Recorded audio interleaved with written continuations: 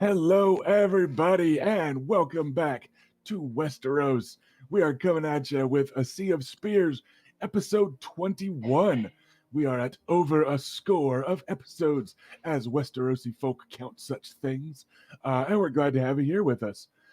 We kind of put a neat little bow on our first big arc last episode. We wrapped up the tourney of Princess Marcella's name day, and then a few extracurricular goodies some state sanctioned violence, some melodrama, some smoochy faces. Some bowing down, as they say in Westeros. Yeah, just all that good stuff. So this episode, we're going to be leaving King's Landing and hitting on the road to the home and safety and security and comfort and mundanity of Wyvern's Rest, the seat of House Nymaryen down there in Dorne, halfway through the Stoneway. So we're looking at a road trip this episode. Before we look into said road trip, however, let's introduce some characters. First off, just over my head, we have, of course, the Iron Throne. If you like, subscribe, cheer, give us bits, all that other imaginary currency Twitter stuff, or Twitch stuff, excuse me, you'll get things. You'll see that little health meter over my head go down. And whoever empties that health bar has seized the Iron Throne. And you can give a destiny point or some narrative spotlight to the character of your choosing. And it doesn't have to be a PC. It can be your favorite NPC. And at the end of the episode, whoever's the last one to seize the Iron Throne, you can toss some love to a whole ass faction. So just name drop like your favorite house. And I will try to figure out a way to highlight them in the story in the next couple episodes. And I try to always kind of give credit where it's due. We recently had somebody pick Bastards. We had someone else pick Riverlanders. We've had stuff like that. So then like a couple of high-profile Bastard Riverlanders showed up and got some extra screen time. And so we're going to try and do that sort of thing. So keep an eye on the Iron Throne. Cheer the players on. And kind of decide who gets the spotlight a little bit. With that done, though, let's go to some player and player character introductions. And we're going to start in the middle with Erica. Instead of going oldest or youngest, we're just going to break things down today and be weird. So go ahead, Erica. Who are you, who you're playing, and who's next?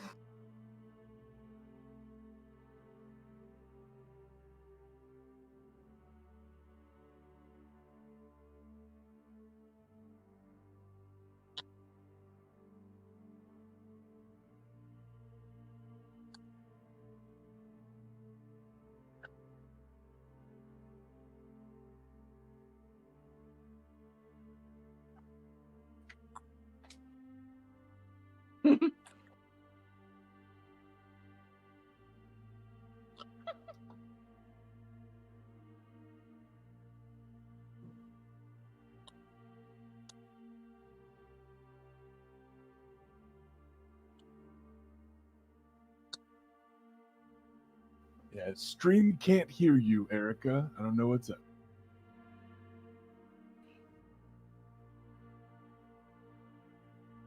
Nobody, or just not her? No, just her, apparently. I know what the problem was. Last week, I was personally ill, and so I had turned off my microphone in OBS, and now it is back on. So I apologize. All right. So once again, I am Erica, and I play Bela. So you had some very unusual opinions about that one racial group. What was it again? No, she did not.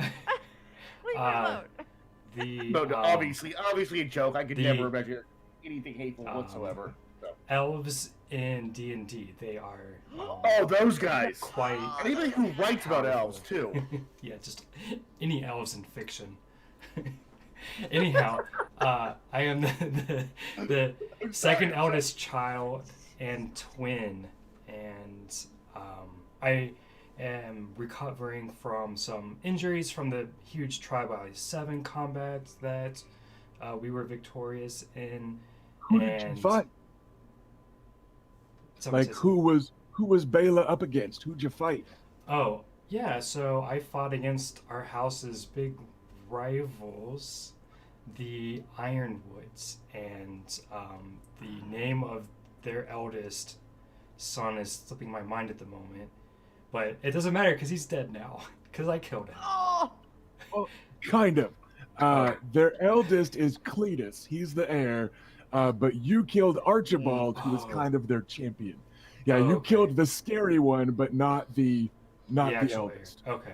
But yes, Archibald, the big man, got a little bit shorter because somebody cut his head off with a Valyrian steel spear, as I recall. Yes. Yeah. And So- I don't approve of that. Yeah. but- So that happened, and yeah, last episode I sort of spent in my chambers after having not really accepted the help from the maesters as much as I should have, and I had a bad infection. So while everyone else was, sort of celebrating and having a little bit of time to kind of be social, I was sort of having fever dreams and stuff like that. So I'm healthy-ish now, still have some injury that I'm sort of nursing a bit, but I'm finalizing packing my gear up and getting ready to hit the road. So I'm wearing some simple chainmail to wear on the road, so a little protection, but nothing that's gonna sort of weigh me down too much. All right, who is up next to introduce themselves, Erica? The I'm power gonna is jump all yours. the way to our youngest sibling, Adam. Hi, I'm Ash. I play Adam Nymaryen, the very youngest of the four siblings. Adam was just watching the terrifying trial by combat and cheering everyone on, well, everyone on our side. But during the celebrations, managed to done fuck up again. Like moments after managing to make peace with their Oris, managed to piss him off again. So Adam's not doing great. it happens. In fairness, Oris is very easy to piss off. Yeah. It's true. He's a big old moody boy. All right then, who is up next? Ash, who's gonna introduce themselves now? I'm gonna go for my big bro. That's you, That- Robert. That's your. Hey everybody, my name is Robert. I am playing Luke Harris, the oldest son, and which doesn't amount much to this group, because he is the third oldest altogether. He has been living in King's Landing for what seems like his whole life, although in reality it's probably been like 6 years. And he has not been home since then. He has only really reconnected with his siblings in the last few weeks, where he participated in both the tournament and then a trial by 7. He had the unfortunate pleasure of going against the Gaston-looking motherfucker, Nathan Lugas. Fortunately, everything worked out in the end, and we're great, and we're innocent, and the 7 love us, and we're all good. But now we have to go home and talk to grandfather, so it's going to be awkward. And you all get to enjoy the awkwardness. I figure that's and- basically like 75% of why people are here. I am here for it. Yeah, essentially just that. I just want to see what will happen today between a certain fan pairing. We'll call nothing. We won't say any names. What the hell? And with that, I will leave it to our leader, our de facto leader, our oldest sibling, the one who tells us what to do and how we should do it. I'm Felicia. A position she takes very seriously, apparently. Super serious. I'm Felicia. I play Raina Nymaryen. I'm the eldest of the twins and the eldest of the house. Thereby, because we are Dornish, I am the heir. And so, yes, I kind of have a figure of authority. Mostly that just means that I just tell people what to do. and it happens most of the time. Most of the time. And I did not participate in the Trial of Seven because I'm the heir, and I am not quite as good at combat as my younger brother and my younger sister. So I did have a champion in the Trial of Seven, who was Beric Dondarrion, who I have thanked numerous times since then. With, the loins. It was anyway. So and now we're all going to be packing. We're all hitting the road. My traveling plan is to ride my new horse that I purchased with some of our winnings. As opposed to riding your champion in the Trial by Seven. Yes. Yeah. Oh, that's just not in the daytime. We're traveling. But Sometimes he's on top. we will also do. My armor is not the full. I don't remember. I think I have half plate now, but I'm just doing like a breastplate over Gavison, kind of simple for the road. And that's it really. I mean, I'm looking forward to being home. I'm sad that his adorable little squire kid's gonna take off on us, but they have to go home as well. And it has been a pleasant interlude. So yeah, just a recap of some family geography here.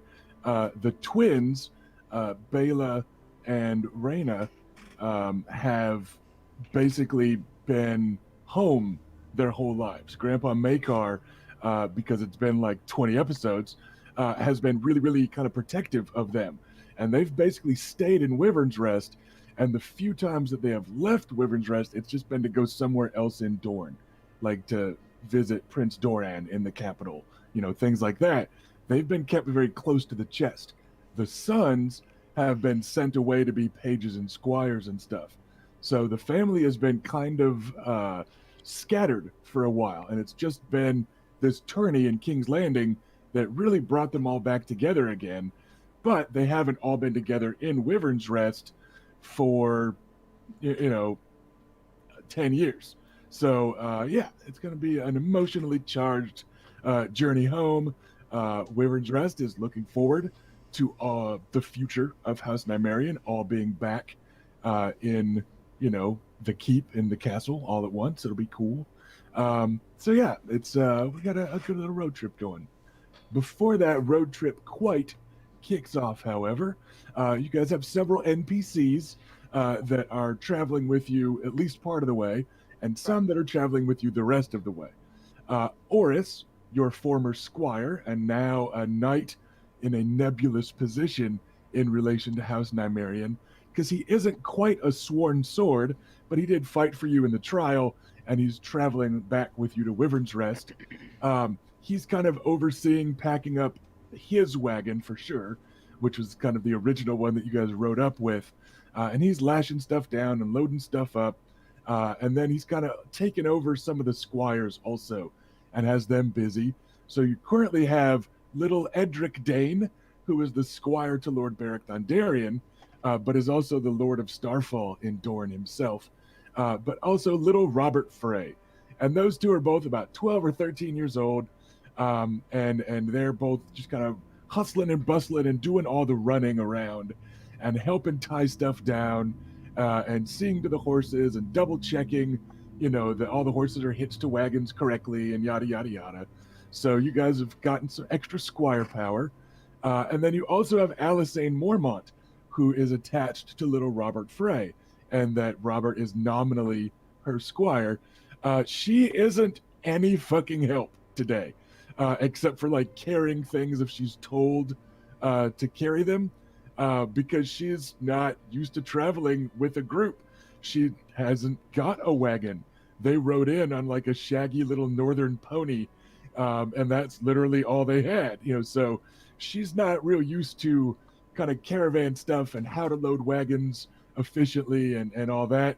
She's no good at taking care of horses. She's just kind of going through the motions, but she's trying to help, and she is more than capable of picking stuff up and carrying it. So if you guys have a chest of clothes or whatever, she'll muscle it out by herself, and stuff like that. Beric Dondarrion isn't doing much work. He has people for that. He is the dashing lightning lord of Blackhaven, so he is not terribly accustomed to packing his own shit, so he's kind of overseeing and striking poses here and there and thoughtfully humming over horses, and that sort of thing. But the work is I getting will done. interject that Luke is similarly giving a lot of orders out, not moving a lot of heavy shit himself. He's like, yes, get the things ready. Yes, that level of management. Sit here. I will oversee things. Were you raising a hand, or were you gesturing negligently? No, I was just sort of echoing the sentiment. Oh, Yeah. do the work. How lazy, brother. How lazy. No, I didn't mean in character. Uh-huh. And then you guys all, of course, have one last guest on this trip, and that is a young lady whose future is now in your hands. Iris Dannett, who has settled herself kind of stonily and shakily and deer in the headlightishly into her carriage, but she's still very tense and skittish around everyone. I do want to make it clear, Luke has dialed his natural kind of flirty charm down a little bit. It's at about an 8 instead of a 10. Sure. But for the most part, he is interacting with her through little Robert Frey. And I'd say that at the start of the trip, at least, the carriage is also where the Maesters have suggested Bela stay, because it's the smoothest, most comfortable ride and the least likely to jostle any injuries. So that's what's been suggested by Alaras, your young Maester apprentice. It's up to Bela whether or not that she's going to ride in that carriage, or if she's going to ride in the carriage until you guys get out of sight and then be like, give me my warhorse, but depending on how injured, Yeah, Luke will be directing Bela to the carriage with Lady Dannett. I feel like directing is exactly the right word to make sure that she's gonna walk instead. Yeah. All I can do is be myself and instigate. Instigate. Yeah. So So go back Bela- to the sarcastic Tony had a few episodes earlier. Be like, "Milady, your carriage awaits." I kind of just stare at him, glance over at the carriage, laugh, Alora said you do the rest. and then I walk over to my horse and I get up on the horse. All right, that's the spirit. I wonder why Bela was sick last episode. It's a mystery. Just tearing wounds open, just slinging your leg over the horse. You're like, it's fine. That is an odd-looking carriage you got into. It's an open topped carriage. Thank you. Thank you, Sir Luke. Milady. But also, the carriage is back there. I don't. Oh, I see. Well, I'm up here already, so I think I I'll can help you just. down. Easily. I don't think we should risk it at this point. I'll just make do. It'll be fine. Luke leans in. You're a stubborn bitch. Oh, so the girls at the place do tell a little bit. If you get hurt, let me know. I'll help you down. We'll get you in the carriage, okay? Yeah. Yes, I know, but seriously. If a wound opens up on the road, it's going to be a hell of a thing to clean up, so. All right, we'll see what happens. Also, Lucius out loud. This horse, he still seems pretty new, right? You got him recently? Oh no, this is the sand steed. Oh, wow. The You the know, war I'm not horse gonna is want- So if it in the needs to back. rest at some point, just let me know. If it needs to rest. Yeah. Yeah, no. So, Shake my head. I Where's, love, like the pettiness of this argument is brilliant. so where is Adam wanting to ride? Like, where is he? What spot is he finding in this caravan? I mean, Adam's not up to actually riding a horse because I didn't get around to actually getting one while we were in King's Landing, so that's for another time. So, yeah, I mean, yeah, Adam will be in the carriage, like not Iris's carriage, but That's Adam the only carriage Oh. that there is. it There's is. a Yeah. carriage and there's There's- a wagon. All right. Sorry. Yeah, there's a couple of wagons Yeah. and there's one carriage. I mean the wagon. But he's not going to be sitting anywhere near Oris. And not really talking to anyone. He's being very quiet. And like, we'll pitch in with the work as needed. But it's kind of doing the bare minimum amount of interaction and like not really participating. Oh. So there's like in my head, I'm picturing the caravan like Oris's rickety old personal he and Willie Will's wagon is like the first wagon in the line. Then there's like you guys got there's a wagon for just like provisions that kind of comes with the 20 or so men at arms that are accompanying you, and that's gonna have everyone's like food and you know just some stuff that you needed to buy in the city, fletchings to take home or dyes or you know just whatever you could buy in town that you can't get back home. And then there's the carriage, probably last in line, and then assorted horsemen and also people on foot. Like the men at arms are going to be mostly on foot, you know, that sort of thing, all around. So you Yeah, they're can gonna ride a range horse around if you us. want. You can ride in a carriage. You can ride or drive a wagon. Just up to people where they want to be. Adam will like ride in the second wagon, but it'll kind of keep his head up. He'll have his like new bow out, so just be kind of watching for interlopers. Sure. I also picture Adam kind of doing the inventory of the provisions and shopping trip wagon, like all the stuff that you guys were supposed to bring from home. I figure Adam was probably in charge of that, unless he was moodily refusing to do so. No, not at all. That gives him something to focus on other than his feelings. Yeah, that's the spirit. Spirit! Uh, Deny the feelings. Yay! And then where is the eldest? What's Lady Reyna up to? I'm supervising from my new mount, the misty gray sand steed that I got. It's a starfall steed, because right? Don't they have the Yeah. excellence? Yeah, House Dane of Starfall. Yeah, Dane. It's from the Dane stables, and yeah, I'm supervising. I'm making sure everybody's here. Where is Oris's mother? Bessa of Fleabottom arrives not long after you kind of ask that out loud, and then you realize like they had to make it through the morning hustle and bustle of King's Landing from almost the other end of King's Landing. But she is coming with her daughter in tow.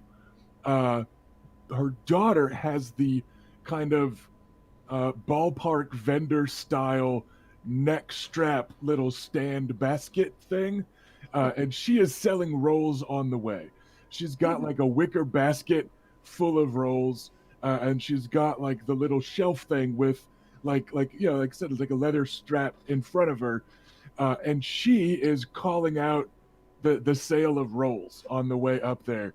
You notice that Always hustling. they're also Always. charging like twice as much as they were during the festival and stuff, because they know everybody's looking for snacks for the road as they're getting ready to leave this morning.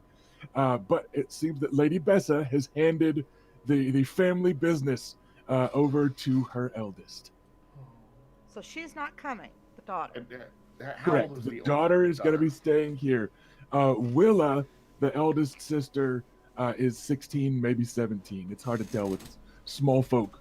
Don't always keep track the way highborn do. But yeah, Willa. I'm buying rolls. I'm hungry. So she's, hawking to the crowd. Bessa is bustling up, and she just has like some clothes folded in a sheet, and then like a small, like open-topped wooden crate type of thing that's clanging with some kitchen stuff. And so it looks like she kind of took her favorite and personal stuff from the kitchen that she worked at the edge of Flea Bottom. And she is like with alarming speed for his size. Oris like half vaults out of his wagon and snatches it up from her. Like, how dare you carry it all that way? Why didn't you have somebody else carry it? Oh, what are you doing? And he plucks it from her and gets to work loading it into his wagon. I love that relationship so much. And he's He's a good boy. yeah, he just vaults over with a new specialty die in quickness to make that initiative roll, and be the one that helps her out. But yeah, Willa's just working the crowd as everyone else is prepping to leave, and Luke is buying rolls and flirting with her. she flirts back because that's part of how they make their living. And you do notice that now that she's actively working and selling, she has an extra button undone up front to show off the buttery rolls of Lady Just Bessa's when you want to listen, there's a lot of very shallow, like, "Ooh, why aren't you coming with us?" Blah blah blah. And It's like, oh, somebody needs to please the crowds here in King's Landing, sir. so you can imagine how that's going as he buys probably too many rolls. And then, speaking of the buttery rolls of Lady Bessa of Flea Bottom, you may remember a bit of innuendo she dropped midweek, but up comes the dashing Sir Garland Tyrell, who I believe her comment was, "He could butter my rolls anytime," was how she described him to you. Handsome fellow all in green and gold, and I asked him to ice me buns or something like that, was what she said. And he comes trotting up on a fine destrier. And his arm is still in a sling, but you can't help but notice that the sling is also green and gold. Like they just have those, like, so all their bandages, everything's ready to look dashingly Tyrell. I'm in the wrong house. He comes, I've taken my lead from them in that everything I own is so Nymaryen. but he comes high stepping up. He exchanges a cheerful salute with Lord Beric Dondarrion, but he makes his way directly to the Lady Rhaena as the eldest of the Nymaryans. And it's going to be close enough. Anybody else that wants to can mill around. We'll say that Rhaena on her horse was near the second wagon, so like Adam's fairly close, and then the other two are on horseback. You can all kind of group up, but it's Luke cheerful. would be in formation in the end, but he's currently flirting with Willa. Well, when he approaches, I give a little, upper body curtsy thing.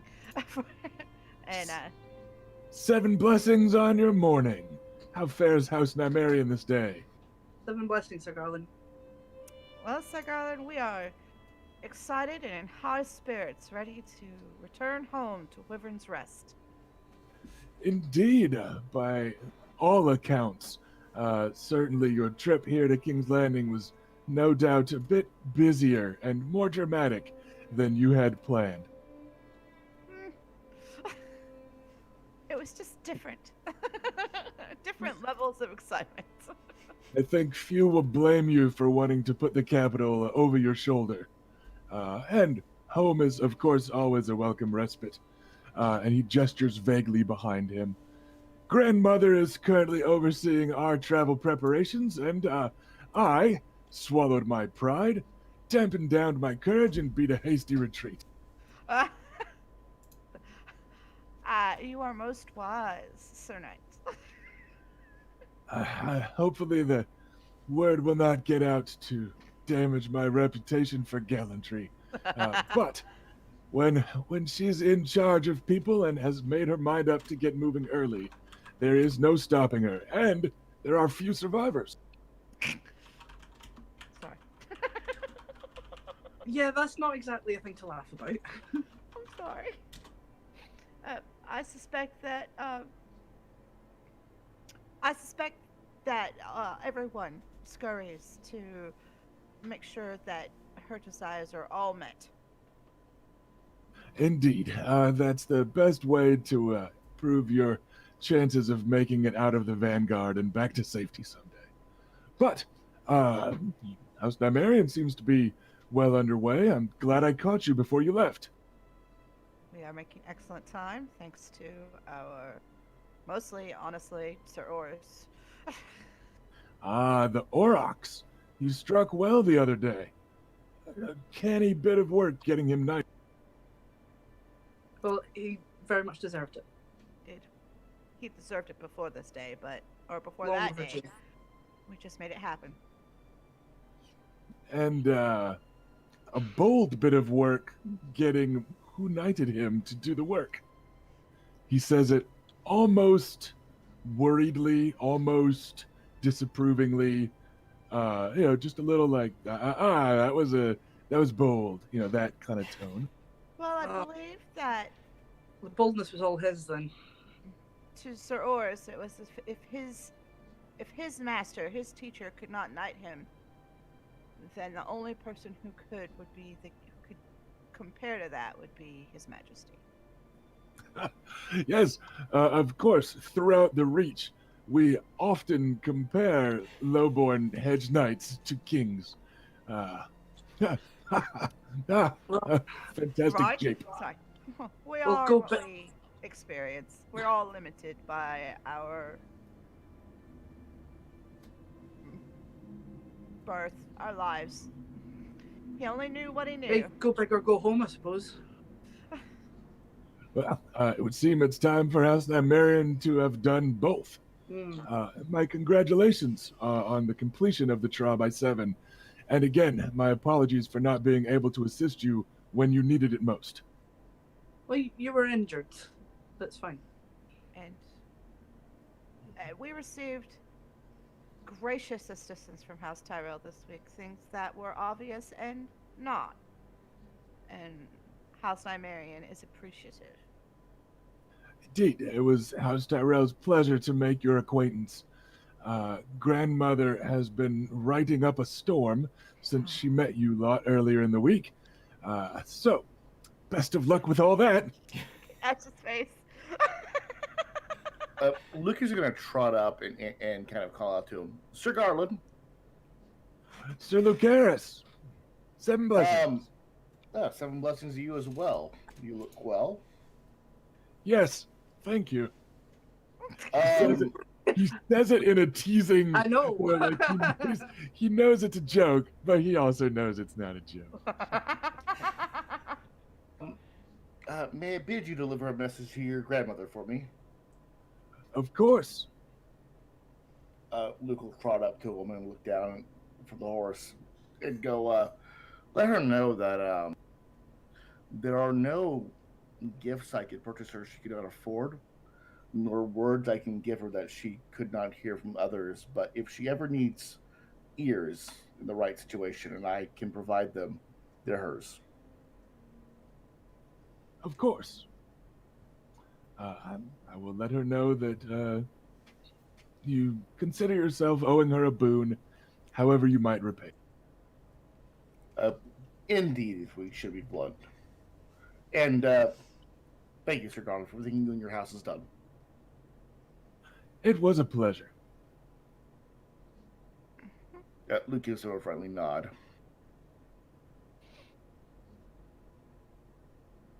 He kind of quirks a curious eyebrow around to everyone else. Anybody else got things they are wanting to say? Luke takes his position up near the end of the convoy. Just kind of watching him on his horse. Convoy. His newer horse. His older horse is on one of the wagons. Yeah, I don't have anything specific to say, so I'll just chime in with the thanks and whatnot. It was well struck the other day, Lady Bela. Few think to cut that way with a spear, but few have Valyrian steel on the edge to make such a strike possible. It was well done. Thank you. It was no pleasure to have to partake in such an event, but I did what had to be done in the event. Indeed. Unfortunate circumstances, but House Nymaryen handled it well. And then his good cheer kind of fades for a moment, and he nods kind of past you all as the final member of your convoy comes up, and it's a very small wagon being led by the Maester's apprentice, Alaras, and in the back is a coffin. And Sir Garland says, "It was too bad what happened to your cousin." Indeed. We're all saddened by his loss. But he was a warrior, and he enacted his will upon the world up until his last breath. There are many in the Reach that, if you'll pardon me saying so, do not speak with fondness of House Will, nor shall they ever. But this particular will of Will, I will brook no insult towards within my earshot. He did noble work for noble kin.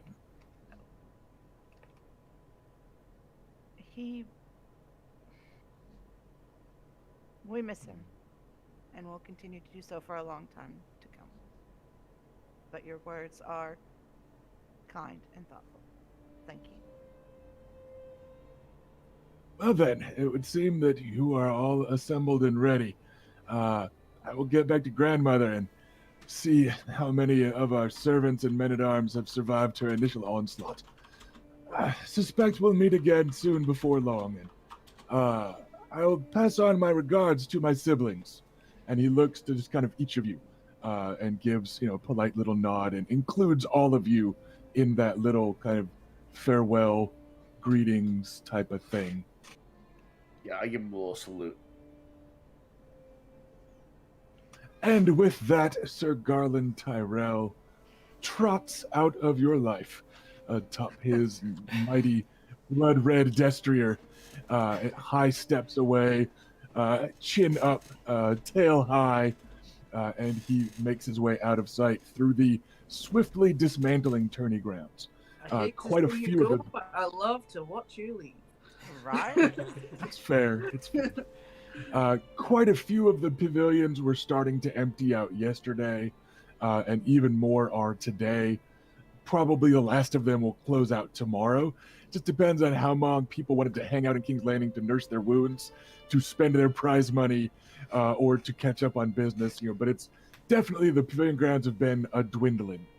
But up comes young Alaras, the Maester's apprentice, who clucks up at Bela on her horse and just kind of shakes his head, and then looks around. He's just got the reins of a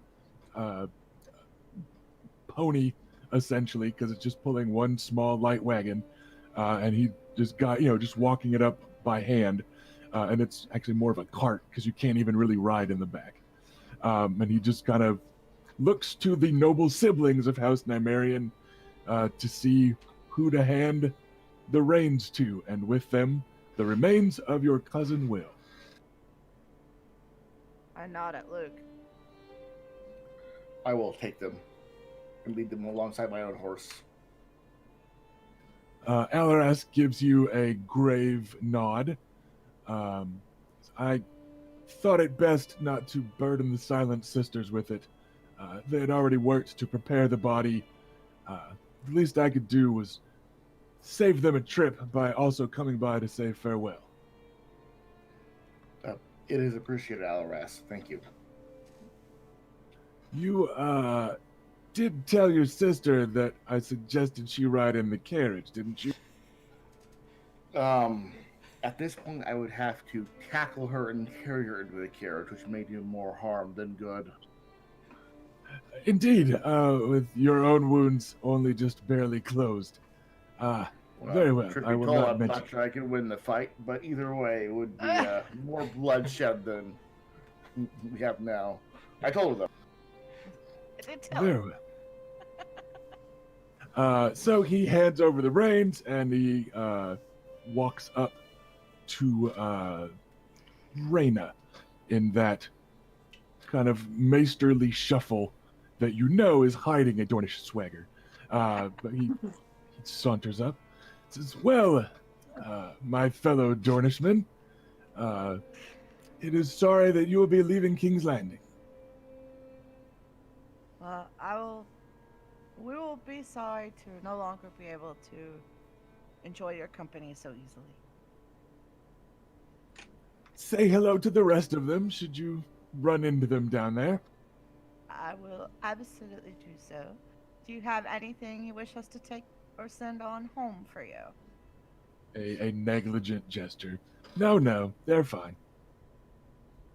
Then we will merely let them know that you are thriving. Travel safely. See that the will gets his rest. And try to get Bela into the carriage if you can.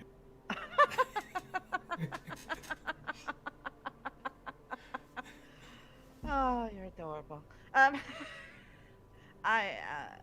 We will see. Maybe we can rotate so that Lady Iris is not alone for too long. Well, if it's a matter of her not being alone and not Bela specifically, I'll do it. That would be excellent, Adam. Yeah, fine. Get down and off the wagon and go. And then good, because then she'll at least get used to having some of us around, without us feeling in a non-threatening situation. Young Adam, if I may. Alaras waves Adam over, like as you're clambering out of the wagon and heading towards the carriage. Right. Adam, if I may. Yes, Alaras, what is it? He leans in a little closely and speaks low while putting a small paper envelope holding a pouch of something. Like it's been folded down until it's small. And he kind of pulls it out of one of those huge maester robe sleeves and kind of tucks it into your hand under pretense of shaking your hand. He goes, "A bit of sweet sleep.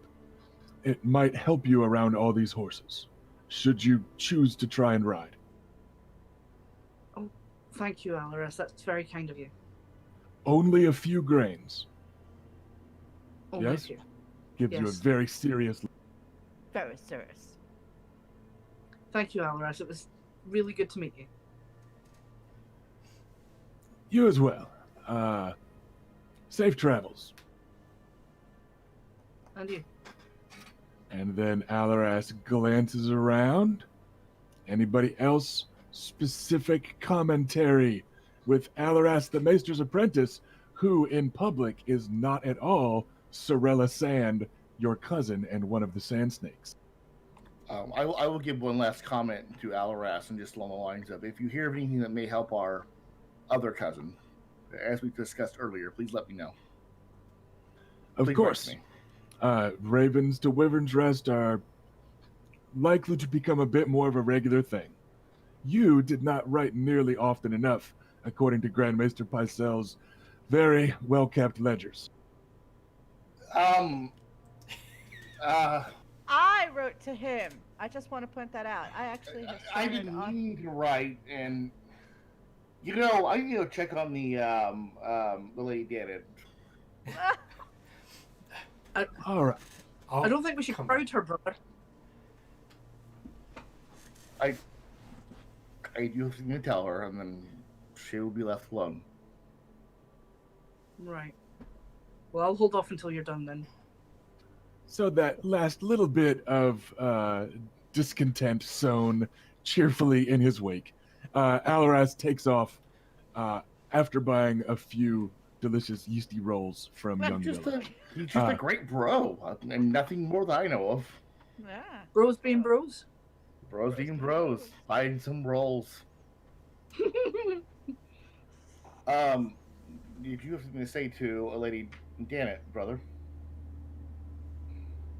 If What so, do you you mean? maybe the. Well, I was going to talk to her. Did you not interject there, or did I mishear? Well, I was just saying I don't think we should crowd her. If I'm going to be riding with her, I don't. What I was meaning was I don't think we should both go up together. If you have something you want to say to her, perhaps you should go say that first, and then I'll join her before we head off. Perhaps it's better if you say both. Though I was aiming to mention, who's right. bringing her brother's remains back home. It's a dark topic. I don't know if you want to take it on or not.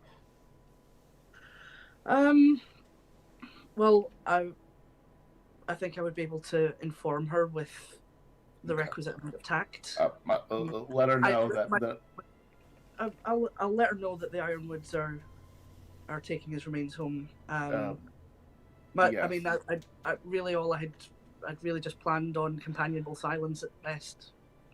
Well, let her know that I inquired about the remains. I didn't are taking them home, as you said. But I intend to consider and honor her brother having died a hero. He All right. was misled, but and don't say this part to her. Obviously, he was misled, but he died defending his small folk. If Right. anybody deserves to be honored, it's for that. And well, obviously, don't get into details. Just let her know that I inquired about it. I made sure that he's coming home. He's coming home to the Ironwoods, and that's how I consider him. Of course, I'll make sure to convey that message. Thank you. And we will talk further with her once we discuss things with grandfather back home, because there's a lot that needs to happen. So Yes. I love just how differently Luke treats Lady Iris from like Lady Miranda. Oh yeah. So protective and takes such pains with Lady Iris, and with Miranda, they're just trading barbs the whole time. And Well, I mean, And Yeah, bodily but- food. yeah, The we have a Barb's very the different reason- relationship. there was a reason for the barbs. It was because he bedded her and then told her what a good friends they were. She You know. knew what this was, and she knew it. Goddamn. Obviously, not a character conversation. I would never say such a thing. it amuses me. I find it an interesting insight into Lucara's character. And I would comment more, but I guess you'll all have to just probe and find out more of those insights on your own. Exactly. So Adam entering the carriage. It's well, fun. Adam will knock first. He's not gonna just barge in. Okay. You get a kind of tremulous, yes, what is it? Right, he's just gonna go, open it a little bit at first. Lady Iris, it has been advised that that I travel in the carriage with you just for a little while. Yes, of course, I suppose. And there's, yeah, she doesn't. You get the distinct feeling that she would mind riding with Adam less than she would mind riding with anyone else in your group, except maybe like Little Robert or Edric Dane. Like certainly less than any of the Nymaryen siblings, etc. So yeah, she. Yeah. I'm I'm in the top 3 least threatening. And yeah, so the inside of the carriage There's a is very specific reason I asked Robert Fright if he could go between. there's two benches kind of opposite one another, with fair amounts of padding in there, et cetera, et cetera. So yeah, you can sit across from her, and there's still plenty of room, so no awkward sitting next to a girl or anything like that. Yeah, like Adam will set up opposite her and sort of next to the kind of windowed door, so he can be looking out for danger, because he's still got his bow with him, and he's just going to sort of sit that next to him. Sure. So he's ready to defend the carriage if need be. Yeah. She doesn't say much after that. She kind of grants you polite permission, and then she pointedly looks out the other window. She's just like, all right, I'm still not gonna initiate conversation with these people just yet. She's still you could tell looking at her hands, and Adam in particular with his anxiety issues. You can recognize she's trying to keep her hands busy. She's kind of picking at a handkerchief type of thing, and you know what I mean. So she's you can tell she's still very tense and kind of spooked. Archery wise, and in defense of the carriage, you do think you're gonna have to get outside, but they've got these broad steps all along the outside, because for riding around the city, you often have some bodyguards riding on the outside of it, and that sort of thing. So there's a broad rail on the outside that you can stand on. But if you guys do get into trouble, you're gonna have to do some badass free road shit, where you're standing outside the carriage and shooting. So I figured it was a matter of popping the door and getting onto the running board kind of thing. But yeah. Some Game of Thrones Fury Road could be fun. Yeah. So but yeah, so you'll be your stuff will be close enough to help out if needed, but you're not going to be in the carriage itself. So yeah, with I'm not going to pass on Luke's message straight away. I'm going to kind of let us get rolling first. That was just sort of just kind of let her get used to my presence. Don't want to spook her. She's in a plastic bag in the carriage, so she can acclimate to the temperature. Like a beta fish. Yeah, like a fish. Because she's also beautiful and wants to fight everyone. She's beautiful, but has been fought by everyone. She needs to. Yeah, my joke self-actualize. didn't quite work. That said, I do believe, and we'll check with the Lady Reyna as the eldest, y'all are basically ready to get out of town.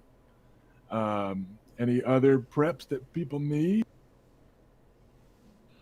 If we had any of the Nymaryen wine left, I wanted to send a barrel to the Jade Spring and the accompanying establishment just as a gift. Sure. You could have left that behind this morning, as you all rose after last night's late night revelry. Leaving it in a small note for Lyle Brewer. Yeah, which is a little note that says to all my friends. Okay then. Let's get this wagon train rolling. We're gonna do that kind of slow camera. We're going on a road trip, like we're going to Disneyland or something, and we're not there yet. So the feeling I get is that Bela is up front. Yep. Or was wanting to be kind of up front, taking point on her badass sand steed. And then you've got Oris's wagon with him and Lady Bessa sitting on the bench up front. And even as you're leaving town, he's handing her the reins, and she's reeling away from the reins. She's scared it's just gonna run off the road and blow up. But he's encouraging her to give it a try, and that sort of thing as they roll past the camera. And then you've got the wagon with like the goods and the leftover stuff, with just some man-at-arms, riding it, and a guy riding crossbow. And then you've got a couple riders kind of mingled in with Beric Dondarrion, Edric Dane. You've got little Robert Frey sitting in the back of the provisions wagon, like facing backwards and like kicking his feet as he rides along. And then Reyna, are you kind of mid caravan? Was the impression I had for your plan.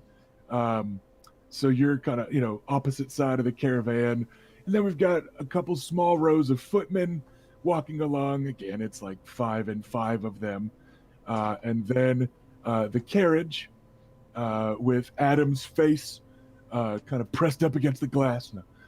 But the equivalent of pressed up against the glass, like a kid on the road trip, and then looking out one window, and then they roll past the camera, and then lastly, we've got Luke riding at basically the very end, leading the pony with the small cart with the remains of the Will of Will. So like that's pretty cool. At several points before we leave, Luke will ride up towards the front and just kind of say very loudly to Bela. Sir Vannon had mentioned that particular horse may not make it all the way. So if at any point you need a rest, just very obviously give her several excuses to get off this horse at any point she needs to. Wow. Oh God. Like, are we even going to get 100 yards before there's a fight? I'm not forcing her to do anything. I'm simply giving her excuses that would save her honor if she wants to get off. Luke, And this she's gonna find horse, a savvy for it. this is our prized horse from back home. It is more than capable of making it all the way today. If you have something more directed to say, I'm listening. Do you want me to say something more direct, sister? Do you have something more direct to say? Yes.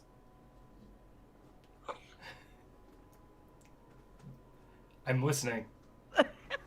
Okay. Take your wounded ass to the carriage or the wagons and rest. Thank you for your input. We should be going. Thank And- you for your input. It has been long. Oh yeah, I heard the order, but since it's a dumbass order, I'm going to ignore it. She didn't just get curious, didn't she? Well, I love you too, sister. And I will go back to the back of the group where I can pick her corpse up off the ground when she collapses. Luke, can you grab me a wineskin?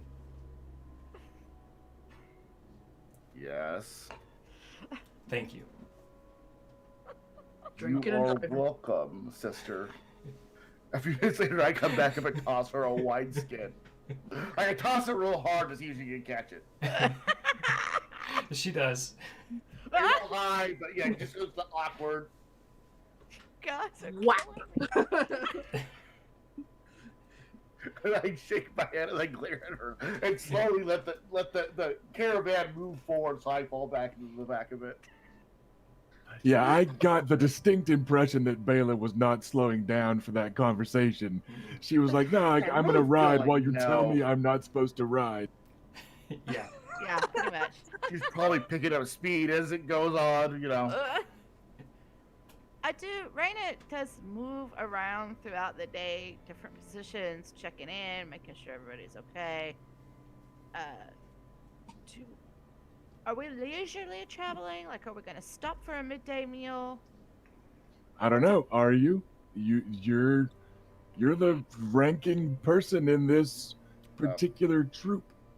As Luke falls behind, he pets the horse of the mane. Don't worry, Vagar. She's always like this. He named his horse Vagar. Of course he did. The other one is Marachi's in his pool in a wagon. I think that this first day we'll just have we'll break for lunch. You hear in the back of somebody, are you sure we shouldn't just ride on all through the night? There's clearly a ton of sarcasm to this, but not during What? I deadpan it. And I'm like, no, I think that would be. The fucking children. When you spend 8 years away from someone, you forget how much of a troll they are. We will break for our midday meal, and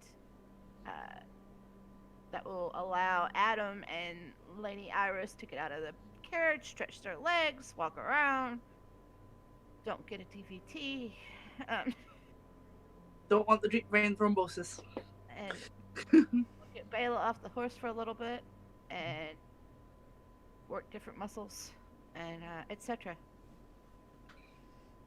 All right. The remainder of the morning passes without consequence or too much drama. And occasionally, there's some snark from the front of the caravan to the rear, and from the rear of the caravan to the front. Everybody has to put up with it.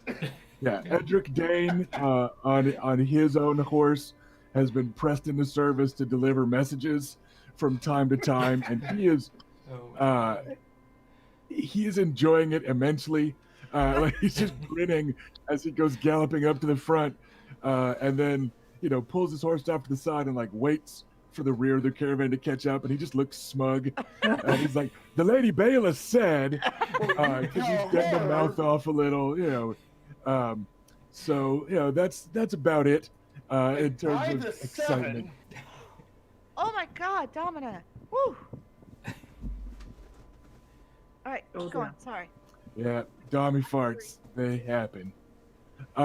So that's the worst of it throughout the day. You guys stop for lunch, and everyone's got whatever extra thing they picked up from King's Landing this morning. So there's some rolls, some biscuits, sausages or bacon to make little sandwiches, that type of thing. Before tying the horse down, then maybe wandering into the woods a few meters to relieve himself and come back. So, I'm sorry, did you say Adam's not eating anything? No. Adam, No, you're in a caravan with Bessa of Fleabottom. Yeah, and I you thought of are that. not yet a man by law. She can be fucking and feeding you from her breast if you eat something. And I accounted for that, and I'm prepared to do a deception roll to pretend to eat food. All right. If you go out of your way to sit with people who are eating and to look like you are eating with them, she will not notice. But someone else might tell her, and it would break her big heart. So I'm just saying that would be on you. If she finds it. Right, I'm just saying, like, Adam doesn't really feel like eating. He's not in a good way. He will take like a couple of mouthfuls of a thing and put it down. Okay, as long as you that's enough to bluff the rest he'll of be like, the he'll world. make sure that Bessa sees him take a mouthful of something, but that's all he's going to do. I'm picturing him like turning and spitting it out in secret. Like, I mean, maybe not quite that bad, not but probably quite that emo. But Yeah. probably even that small amount of food is going to make him feel kind of queasy because not doing well. All right then. Lady Bessa of Fleabottom will not initiate a social combat with you. We will not bust out the intrigue rolls as she attempts to first charm and then intimidate you into eating. So you'll be spared on. After the meal, I will ask Adam to see do you want to be outside of the carriage for the rest of the day? Do you want to alternate?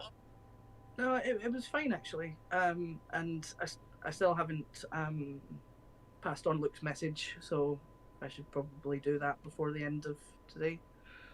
I just thought just kind of sitting quietly with her for a bit would, be helpful. Soothing. Yeah, and to be honest, it's good for me as well. I don't really feel like talking to her.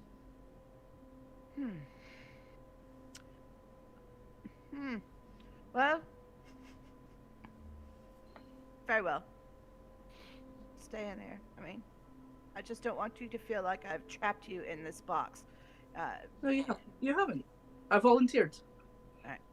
Well, if you need to change, just let me know. You can always walk or just ride on the open air wagon. It's fine. Understood. Okay then. And then I will spend the afternoon flirting with Derek Dondarrion because we're on the road far enough that Derek Dondarrion. Dondarrion. Lord Barrick will cheerfully return the flirting, in good spirits, and with the occasional wry smile that makes it all seem more like teasing than it kind of is, due to the consummation of said flirting over the last few days to completion. Oh my god, that is like such a hard way to put it. I'm a pretty big master at horrible way to put it when it comes to the romance time. Yet. Okay, you can continue. Okay. But yeah, it's a pleasant enough ride through the afternoon, and you're making your way through pretty countryside. It's lush and green. It's not actively raining on you. The roads are a little wet. It makes you all feel better about taking an extra day to get ready because it probably rained, yesterday or at least last night. But it just everything looks real pretty, and you're making your way through. But it's a fairly uneventful trip. And that is going to continue to be the pace, or continue to be the case until a PC initiates something else. And it sounds like the main initiation is Ash wanting to talk to Iris Dannett. Doesn't necessarily need to be that first day. You've kind of got the whole, trip for it. But take it away, Ash. Melody, my brother wanted me to convey a message to you. He wanted you to know that House Ironwood is transporting your brother's remains back to your lands. Well, to his lands. Well, yeah, I suppose to your. Anyway, he wanted you to know that he intends for your brother to have a hero's funeral, because though he was misled, he was protecting his small folk, and that is a noble act. So he just wanted you to know that, and I hope it brings you some solace. She lets out a slight, kind of delicate sigh, and says, It is Lord Anders, the Blood Royal, to whom Adam swore fealty, I suppose. Let them see to their duty to him as he tried to do his duty to them. And I suppose that news is not ill. Thank your brother for his kindness, and know that the thanking extends to the rest of House Nymaryen. You are left with a distinct impression it was hard for her to say. You're not sure just how much she meant it, but she's at least going through the motions of the courtesies. Yeah, I'm gonna just let it sit at that. The Blood Royal, by the way, is a nickname for the Lord of House Ironwood. They used to be kings in Dorne. So Lord Anders, the current lord, yeah, she figures it's just fair game if he takes care of that. But yeah, very kind of stiff and formal response. I was expecting that. But yeah, she also doesn't jump out of the wagon or the carriage, while it's rolling, or come at you with a knife or anything like that. So could have gone much worse. That's fine. I'm not feeling anything anyway. That's healthy. Well I'm just gonna push it all down here, and then maybe one day I'll die. Right. I mean, that's just Adam is getting ready to hit his next name day and be made legally a man. Like he's practicing. That's all. Practicing.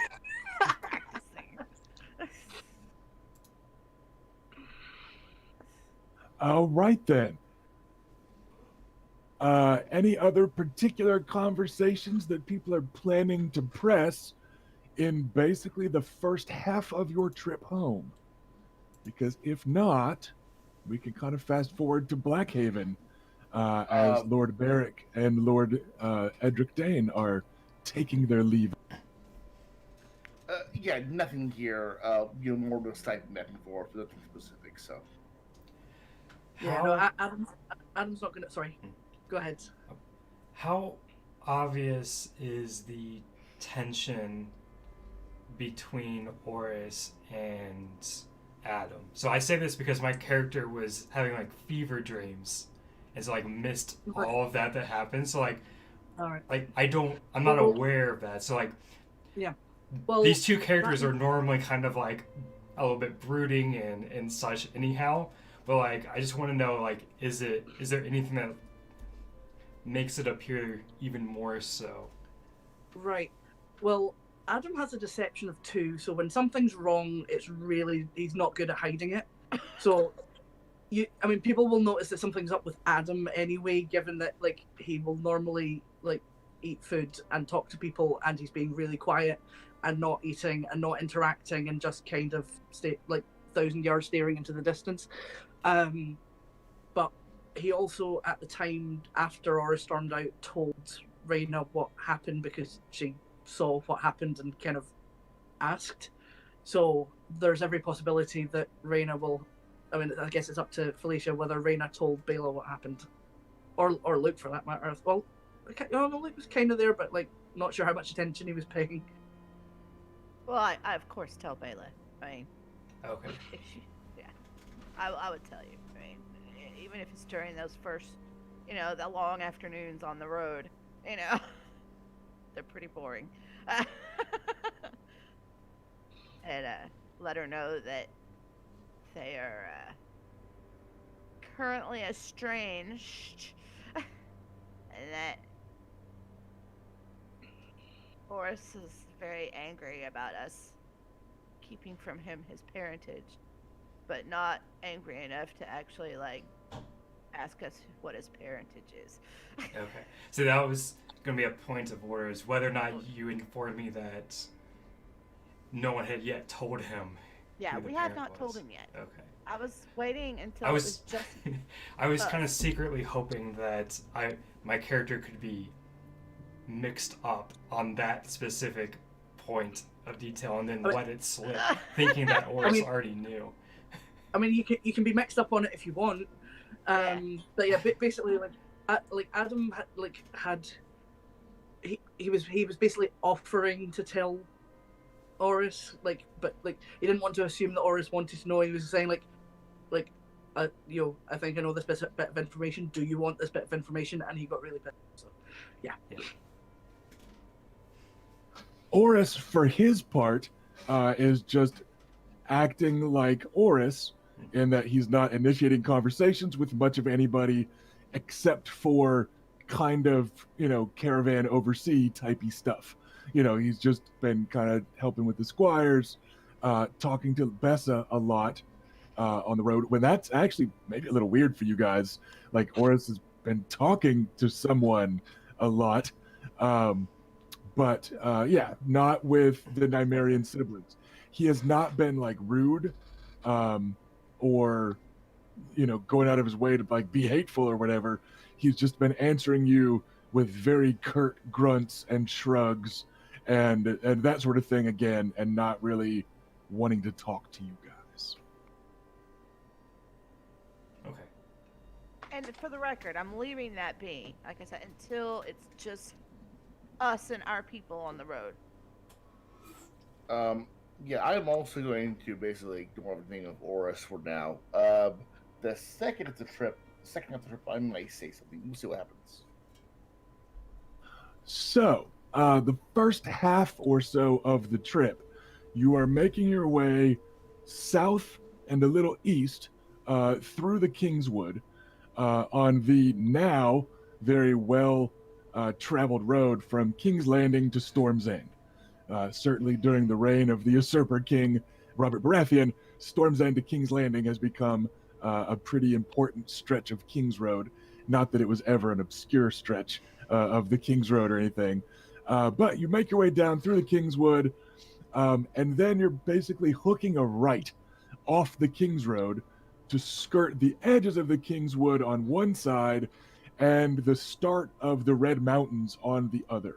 Like, that's kind of your vista view here, is the foothills of the Red Mountains that start up in the Stormlands and then make their way down into Dorne, is kind of what you're following for the rest of this trip, down past Summer Hall and to Blackhaven, which is the seat of House Dondarrion, one of the very martial, very militant marcher lords of the Stormlands, so called because they patrol the Dornish marches against Dornish incursion, which is part of why Dondarrion is a respectable, like, powerful military house. It's because they had that extra responsibility of squashing the Dornish, and they had the extra risk of being right where the Dornish attack. Because basically Blackhaven's the last not Dornish thing before you get to the lands of House Will. So that first half of the trip is pretty pleasant. It's fairly gently rolling territory, if at all. Everything is lush and green. There's plenty for the horses to eat, etc., etc. It's pretty mild temperatures, which is a little chilly for most of you, but makes for good traveling. And then you were hosted at Blackhaven, the seat of House Dondarrion. He takes you in like mid-afternoon. You guys hit there, and he will insist on you all staying the night and getting a proper meal and restocking your provisions wagon, etc., etc. And between Beric Dondarrion making convince rolls and Edric Dane making charm rolls, there is no denying the two of them. They want to show off Blackhaven. Edric wants to show off where he rides Quintain, and he wants to fight little Robert with proper training gear that they have. So like it's a pretty pleasant stop on the journey. I will be heavily encouraging Robert Frey to fight him. But yeah, no, I'm here. Yeah, let's stop. Let's rest. Yeah, I think that's. Ooh, we got a nice place to stay. We got. Yeah, I think this will maybe be like the first little, like the first time in the whole journey that Ad will perk up a little bit, because there's some interesting history stuff about Blackhaven. Very much so. It is. It's not a huge castle. Okay, go. Yeah, like I had this is where Sir Barristan earned his byname, the Bold. He was only 10 years old, and he borrowed armor to fight as a mystery knight. Yes, here at Blackhaven. And you is it true the like, most bottomless? Like Bela riding up front, you hear Oris excitedly telling Bessa that same story in almost exactly the tone that Ash just did. And, Oris sounds about 5 years younger, and is like, Blackhaven's where Sir Barristan the Bold, first fought. And then he was a mystery knight. And he was unseated by a Duncan Targaryen, and like, so in the show of this story, when HBO picks up the rights and makes a spin-off series called The Sea of Spears, that's actually going to be like a split screen where like Oris starts a sentence and then Adam finishes it, and then like Oris talks to Bessa, and then Adam finishes that story talking to Iris Dannett. But yeah, so there's that. Blackhaven is not a large castle, but it is a very secure castle. It's got high walls of black stone, and a moat that is a dry moat, and maybe it's just a trick of the light here in late afternoon with the sun not hitting it straight down. But as you ride across, the drawbridge, you can't make out the bottom of the moat. Like, again, maybe it's just the shadows from the sun, making its way down in the west, but you cannot see the bottom of the moat as your little group crosses over. And for all that it might be a modest castle compared to great keeps, it is a very stalwart castle. You see those walls are high and smooth and clean, and you see crossbowmen patrolling atop them. And the inside, the keep, the square is bustling with more soldiers than you would expect in a castle of this size. And there's really just no ignoring, of course, that the first Blackhaven was basically razed to the ground by the first Vulture King. And it's a reminder of some of the unpleasant history between Dorne and the Stormlands. And it's also a bit of a reminder that there's a Vulture King currently attacking people as they make their way through the Red Mountains. But you get a few strange looks from some of the men-at-arms as they recognize Dornish colors. And their courtesies are kind of stiff and formal, but nobody is actively discourteous towards you. As the last of your little wagons rolls across the drawbridge with this coffin that has kind of simply painted on it, but painted on it the sigil of House Will, you do hear a crossbowman go, but then he catches an elbow in the ribs and does not spit. So looks like he came Luke pretty stops close. Luke stops his What? horse for a moment, looks around, just to kind of give like the serious impression of, minor courtesies, and then continues with the wagon. Yeah, so everybody else seems fine, but you're getting some weird looks. And despite the relative heat, Luke will be in full armor as he arrives.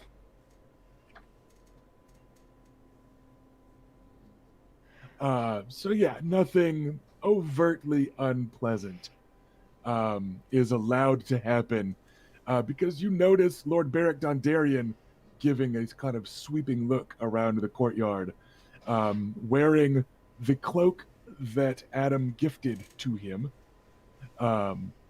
and introducing his guests. It was the young heroes of House Nymaryen, recently returned from trials and tribulations in the capital, and the Lady Alysain Mormont and her valiant squire. And he just gallantly introduces the lot of you. Oh, and Sir Oris the Aurochs, and his friend, the Lady Bessa, who will be most welcome to steal half our kitchens tonight and make every roll she can before the seven take her from us on the morrow. And people give kind of a good-natured little cheer, and Bessa bustles off towards the kitchen to get started and try to make as many rolls as she can to stock them up. But it's impossible for you lot to miss that, like, an awful lot of Dornish men and women have died trying to get where you are standing right now. And you made it there with pleasantries and good faith instead. But yeah, there's no telling how much Dornish blood has filled that dry moat, and how many Dornish corpses have been left to rot in the bottom of that yawning canyon that encircles this keep. It's impossible to kind of forget some of that history because they have been the boogeymen to the north for a long time, just like Will has been the boogeyman to the south for a lot of them. So there's definitely some tension, but Beric Dondarrion is charming enough to get rid of most of it as Lord of Blackhaven. But you're definitely left with the impression that a wrong word or two over dinner could have some dire consequences. Sir, Sir Dondarrion, I appreciate the hospitality. Thank you very much. He will return it with absolute grace. He goes, the least I could do after you and your men-at-arms escorted young Edric and I on the road this far. We would not have had such a safe trip down the King's Road were it not for the help of our new Dornish friends. And he kind of raises his voice just enough to make sure, so he's trying to keep feathers unrustled. So, does anybody have plans to say a wrong word over dinner? Luke will smile at him and just kind of nod. Tensions have been high between our people as general, but you're no enemy of mine, so I thank you again. Go ahead, Ash. I was just saying, I mean, Adam could plan to not say a wrong word, but he could still do it anyway.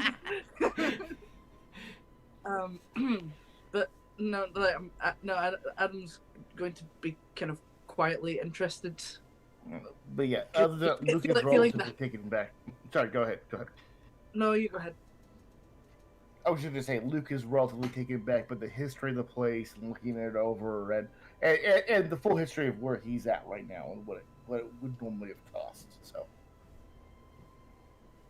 I will be polite and noble. I will want to see this storied home of the Dondarrions, and I will not make any comments that have to do with. Don't mention the war. Yes. Wars. So if nobody, actually, let's double check with Bayla, because Bayla hasn't said she doesn't want to start nothing. I will stick by my sister's side. I will be good, and I will be looking at the castle's defenses with a side eye the entire time we are here. All right. Since nobody plans on upsetting the apple cart, what I will do is, in the abstract, there's kind of a montage here of general pleasant late afternoon, evening, and then farewells in the morning. The squires fight, and Edric Dane completely rolls Robert. Nobody's surprised by this. But Robert leaves in a new set of ring mail. Yay! And Alysanne Mormont has a new breastplate when she leaves. Not the battered and rusted breastplate that the two of them were sharing for the tourney. And it is mounted in their armory. They've got, your racks of weapons and stuff like that, but they also have some kind of prizes or trophies in the armory. And you get an excited tour from Edric Dane. Anybody that can keep up with him as he sprints from spot to spot I'll go. gets the 2 copper tour from young Edric. I mean, Adam won't be able to keep up terribly well, but he'll try because it's interesting. I mean, he's still going to be quite subdued, but is actually interested in this stuff. So we'll do his best to keep up. So in the armory, there's the expected racks of weapons and armor, that aren't in the barracks or aren't on the men-at-arms right now. But up high, out of reach in an impractical place, you see a battered shield without a sigil on it, next to an equally battered and scarred helmet. And Edric's like, that was Sir Barristan the Bold's. And they brag about, this is where Sir Barristan lost his first joust, and he was struck down by a prince of the Targaryen line. And Edric looks at you lot of the Targaryens, giving you kind of credit for it. And while you're there, you see someone coming in with a ladder, and they take Alisane Mormont's battered old breastplate, and they're hanging it up by a peg. And Sir Beric says, "Ah, and that is the armor worn by the Lady Alisane Mormont when she lost her first tourney. And I don't doubt lost her last one." Aw. Indeed. That's so sweet. There'll be wings from here on out, my lady. I do not regret holding my tongue and making this a pleasant trip. Alisane Mormont, for her part, is openly blubber snuffling while they're putting the new, like it's black with just a few like steel, like burnished steel highlights on it. You notice that the fighting men of Blackhaven tend towards dark colors in their armor, but like she's openly, you know, as the armor's going on, and her old set I love her. is up on the wall. So you get that. Edric fighting with Robert. Edric is fighting with a Waster greatsword. It has been sized to him, but it's impossible to forget that he is the Dane of Starfall and may yet someday become the Sword of the Morning, which would of course mean picking up Dawn, perhaps the most storied greatsword in the history of Westeros. So it looks like Lord Beric, for all that he prefers an arming sword, isn't overlooking that training. And when he can, Edric has been fighting with a greatsword, including up in the Squire's Joust. So that is a rather entertaining lot. The pair of them offer to let Adam join in without, like, not in a malicious way like Joffrey would offer, being another boy of your age. It's not like, "Come here, cripple boy, squeal like a piggy," right? It's like, "Adam, we've got armor that fits you too," and that sort of just boyish exuberance. After the two of them settle their own, challenge of honor. Oh, that's very kind, but I don't think I'd be very good with my leg. Well, we're not going to fight with your leg, silly. We're going to fight with swords, like knights. Okay. Just, well, all right. They will armor you up appropriately, and it's thick padded, extra padded stuff. And you get a sword and board, if that's the combo. I believe we'd mentioned when we were making characters 46 weeks ago that was what you had initially trained in, right?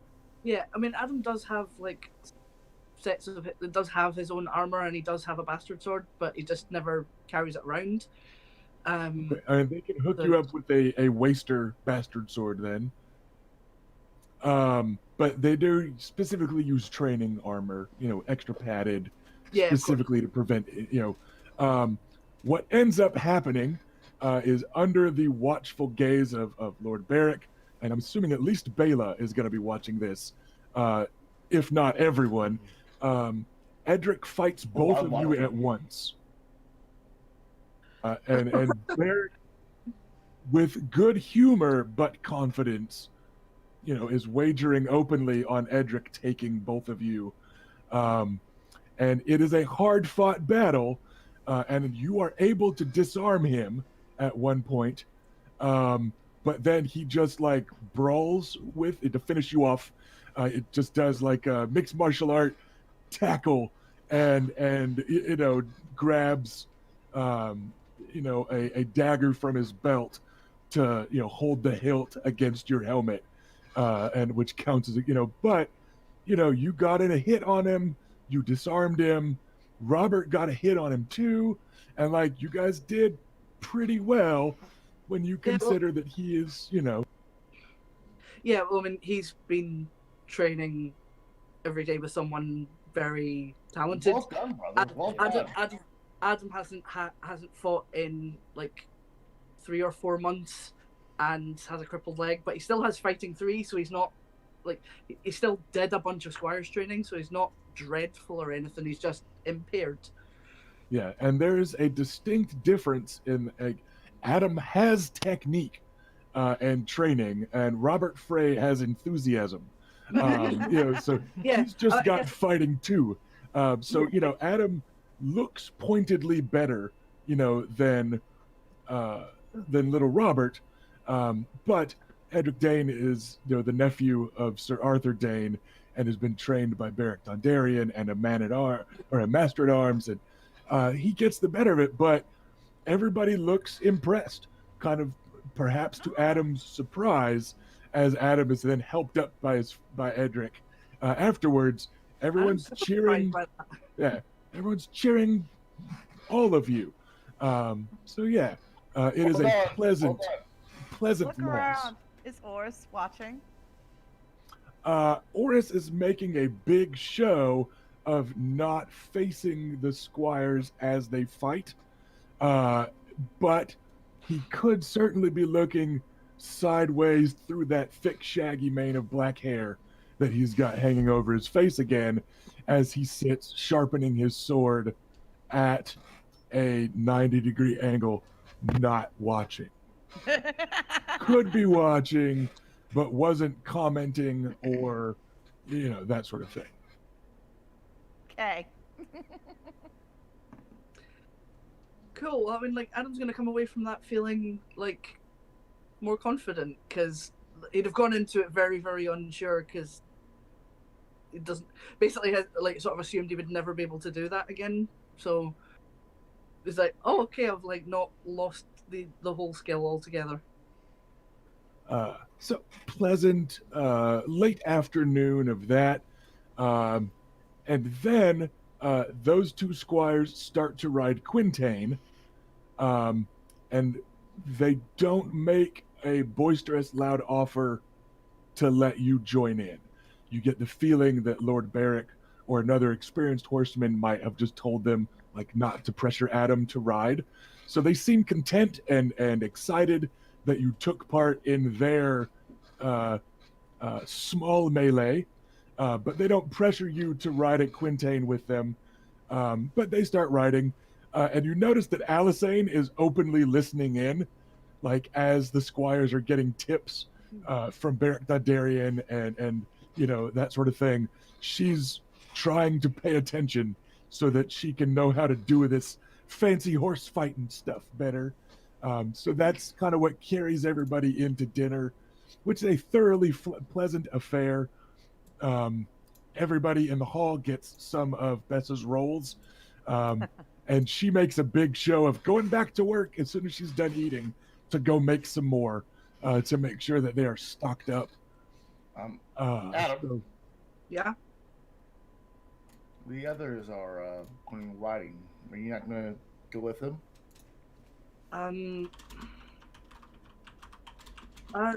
Like what? Maybe. Actually, kind of pulling close to him. There's no reason to pretend, brother. Just, do you want to or no?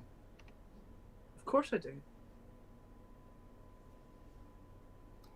I want to be normal again. Is the fear holding you back? Yes. I just. But like I think I just feel really nervous that I'm gonna have another fall.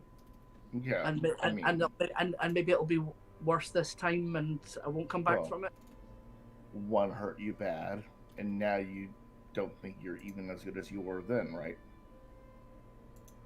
No, I haven't been on a horse for months. Well, except for that donkey when we went after the fox night, and that was just because, Oris was literally holding me in the saddle, so. Well, I don't think he'll do that tonight. No, he won't. But you know what? I think I have something that'll make it easier. So yeah, I'll come along. I might. And I'll see. I'll get on the. I'll try and get on the horse, and I'll see how I feel. It might not be galloping around or anything, but. Brother. Hmm. As long as you go with them, they'll probably be happy. Vagar, the horse I bought recently, he's very well trained. If you want to take him, I mean that's kind of you, but he's a lot. He's kind of too big for me. Like, he's a lot of horse. Yes. A lot. But if a horse is going to hurt you, the size isn't going to matter that much, is it? I suppose not. It's more it's more to have the appropriate size so I can ride him properly. I extend the hand to kind of like grab Adam's forearm, kind of get like a clasp. This stuff takes time, but if you think you can do it today, you can take him. You can take anything you need, and I'll back you up as much as I can. I don't think you're in any more danger than anything else trying this out. Well, I suppose it's not the I suppose it's not the mountains in the north, so that it's got that going for it. None of that. What do they call it? Like snaw, the ice stuff. No. Oh come on! You know how to speak. Terrible stuff. It's fine. Most of the time it's fine. He places a wineskin in his hand. I'm just gonna nod and go. My advice, you don't have to follow, but my advice is take a big swig, enjoy a casual ride with your friends. If they want to take off and go too fast and you can't follow them, that's fine. Let them do it, but just enjoy the night's air. To be clear, to clarify on what riding Quintain is, because I had an ask in chat. Riding Quintain is a way of practicing jousting. So they're actually staying there in the courtyard.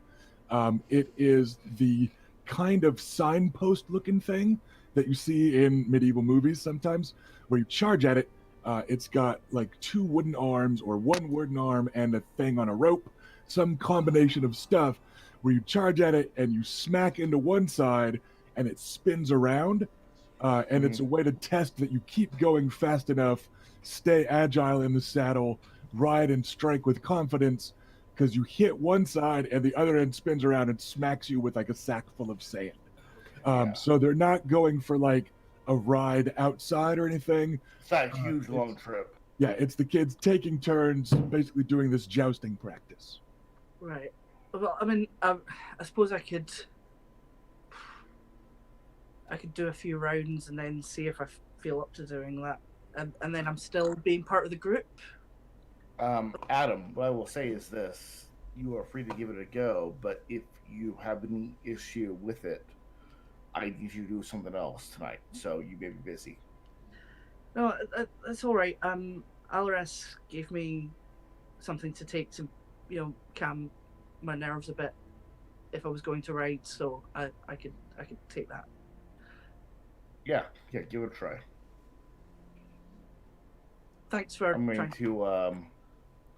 I'll be around the keep. I'll probably retire kind of early, but if you need me, just let me know. Thanks, Luke. I appreciate it. I give him a pat on the shoulder, and I leave to let him hang out with his buddies. Adam's making friends. Yeah, I mean, he's not going to like. I mean, hold on, can't right. Sweet Sleep's basically like diazepam, isn't it? So probably drink it. I would assume so. Sweet Sleep is it's kind of a grainy poison, like big chunky sand-like grains. No, I know what it is, but I mean in terms of effect. Right, but this is me explaining to chat also. Oh, sorry. Just for the kind of lore of it. Sweet Sleep is both medicine and poison, like most medicines. 1 dose of Sweet Sleep can calm nerves and ease some pain. 2 doses of Sweet Sleep will put you out for the night and let you sleep all through the night regardless of pain or trauma or fear or anything else. 3 doses of sweet sleep will kill you. That's basically the shorthand throughout Westerosi lore. Is a little tiny bit helps a little with just pain and stress and anxiety. More than that puts you out cold. Too much will just straight up kill you. So giving someone sweet sleep to give to themselves is also kind of a like, listen, I think you're smart enough to not go crazy on this. But it's a fairly common thing, especially among like older knights, to help with just the accruing pain of a lifetime in the saddle, and eventually in like a real world way to help with that PTSD. It's not at all uncommon to become something that a lot of older knights kind of lean on. But Adam got a head start on trauma and anxiety, so he can start a crippling sweet sleep addiction early. Yes. Okay, yeah. I'm covering it all, like trauma, drug abuse, dysfunctional relationships. Just got it all. Working on that bingo. So, Adam will have himself a grain of sweet sleep and borrow Luke's horse. All right.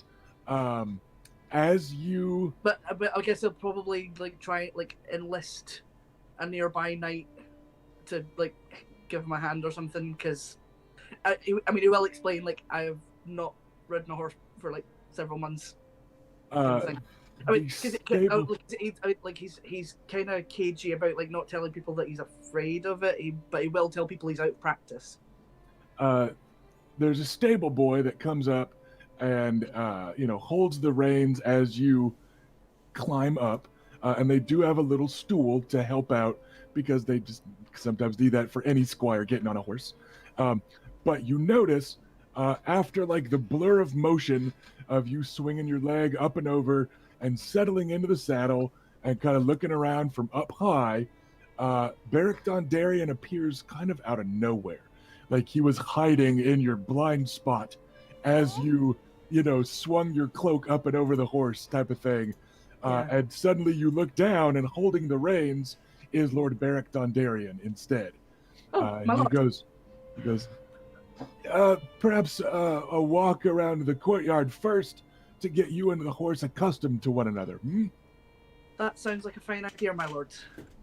And he just takes you like at a walking pace, and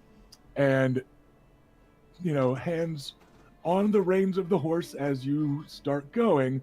But then you notice after like the first lap, he's actually just walking alongside you, and like you realize then that you've got the reins completely in your control, and you don't even notice or remember exactly when he let go. And he's just talking to you about, falling down off a horse and losing in a joust. And, the important thing is that you come back and tilt again the next time. And, that sort of kind of generic pep talk type of thing, but in a very soothing voice that you're not sure if it's meant for the horse or for you. But it's just this kind of soothing, monotonous drone of, yes, when I first rode and blah, blah, blah, blah. And of course, one of my uncles fell off his horse. And, just this kind of rambling story that you don't even realize you finished a lap and are now the one guiding the horse yourself. And perp to his belt, as was the style of the time. And you have the distinct impression he has done this sort of thing before. Beric's a good bean. He is. I'm watching from wherever, someplace shaded, I'm sure. I'm just so enamored by this. Yeah, I think like Adam have kind of gone from like taking quite a lot of kind of shallow breaths to like finally kind of managing to, when the sweet sleep's like properly kicked in and he's able to actually take a proper breath and he's not all full of tension and he's just kind of relaxed in the saddle, like still kind of wary, but like it's not like knives in his head anymore. Yeah, and it does help that this is a courtyard and not a treacherous mountain path, or that sort of thing. It's a very controlled, even environment, and most people are still watching the younger pair of squires riding Quintain. It's a little more exciting, so you don't have a ton of eyes on you personally, and that helps a little, But yeah, so it's your call. If you want to go take a poke at the Quintain, or if you just want to keep doing a couple laps. I think it'll do probably another a lap or two, but we'll join in with the riding Quintain. But I expect probably at least the first few passes is not going to be going fast enough. He'll probably have a few kind of like not quite false starts, but like he'll just kind of ride past, but not be fast enough to for the clean hit and to properly kind of cleanly hit the pill. But then like it'll just kind of build up to that, and then I'd be getting it by the end. Reyna, you notice Oris is no longer going through the motions of sharpening his new sword. He's still just sitting there with it in his lap, not doing anything, but making a big show of not watching anything either. He's just kind of sitting still, not looking at the Quintain. And you hear Alisane and just the letting out a whoop as Adam gets up to it and almost takes takes a poke, and she cheers him on and stuff. Thank you, my lady. And then by about let's say it takes about 4 passes, you do land a pretty clean shot, and you ride right through it, and the sandbag swings around and cleanly misses you. And look. Did you see that, Reyna? I did it. And the courtyard in Blackhaven is up in arms for you.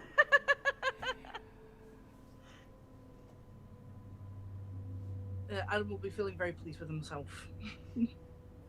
So yeah, the men at arms, the stable boys, the crossbowmen on the walls, everyone gave up any pretense of doing any of their work as they were watching the 3 of them getting better and better. Lazy motherfuckers.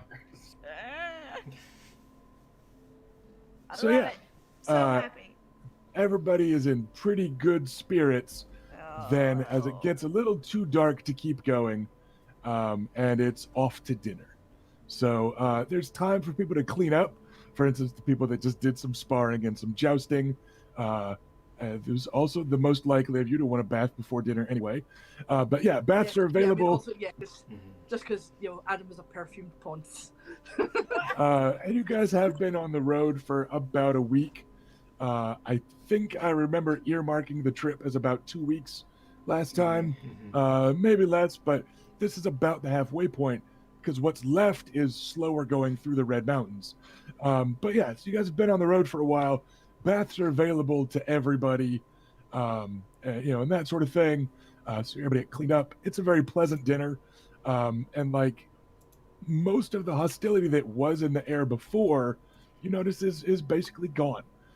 People are kind of united over the 3 cinnamon rolls of squires, or not quite squires in Adam's case. He's still in that in between.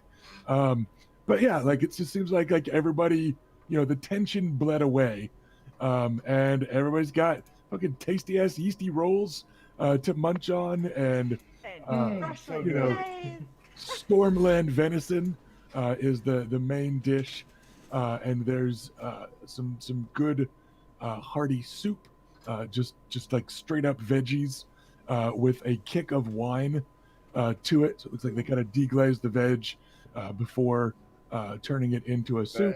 At some point, there's a drunken Lucaris trying to negotiate a trade deal with Dundarian. You feed us this, and we will stew ghost peppers. I guarantee it. Look! I did it. I did it. I rode Quentin and I hit it. Uh, I borrowed your horse. Grins and kind of smiles and goes, "Well, of course you did. You're Nymaryen." But then kind of nods to him, like, "Good job." Yeah. Alas, Sir Lucaris, I'm afraid there is little need for dragon peppers here in the Stormlands, or Well, anywhere he's not besides used to it Dorne. yet. Forgive my brother. He cannot fathom the notion that that there are people in the world that don't like them. Well, those Dornish purses, you can put some ghost peppers in it and they kick him about all notch. Look, like other people not wanting them means more for you. That's right. We I'm have. clearly being tricked here, but I've had a lot of wine. Someone will allow it. I feel like we have plenty of exports that appeal to a broader range of people. And I mean, also the excessive consumption of wine is entirely your responsibility. Look, But, sister, of all due respect, what you're exporting to the Darians is nothing we can easily mass produce. And you'll say it kind of quietly to her as a joke, Excuse me. wow. with a grin, a laugh, and kind of like an arm around her shoulder and a hug. You have had much to drink. I have been away from home for a very long time, and grandfather doesn't have questions, and I'm not looking forward to answering any of them. You will be We'll very answer them. happy had we'll you answer- at home. We'll answer them together. It'll be all right. I assert. Mainly I'm because not afraid of getting the wrong answer and making grandfather mad. I'm concerned with disappointing him and you all. So, oh, bollocks. Full So all I have to say to that. bollocks. more wine. You're right. That's the answer to everything. Yeah, I don't think he's going to look at the chest of gold that we're bringing back and be disappointed. I don't either. No. I also don't think that the friendships and that you have made during your time there and the experiences that you've had during your time there will disappoint him at all. Especially if you call them alliances rather than friendships. Yes, use that word. Alliances. These are all very kind lies of yours. Thank you. As a Westerosi lord, Lord Beric says, kind of sardonically, it's quite true, we are supposed to foster alliances.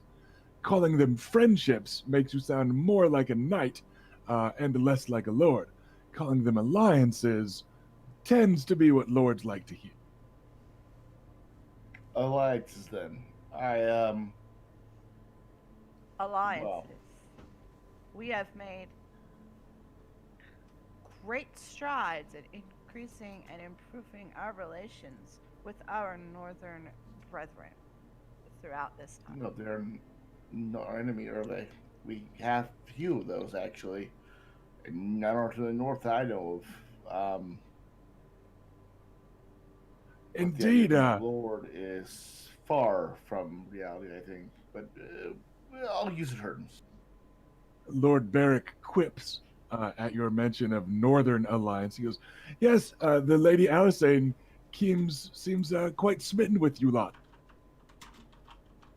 Well, we feel the same about her. Luke gives a silent nod in approval and doesn't say anything else. I love her. I love her so much.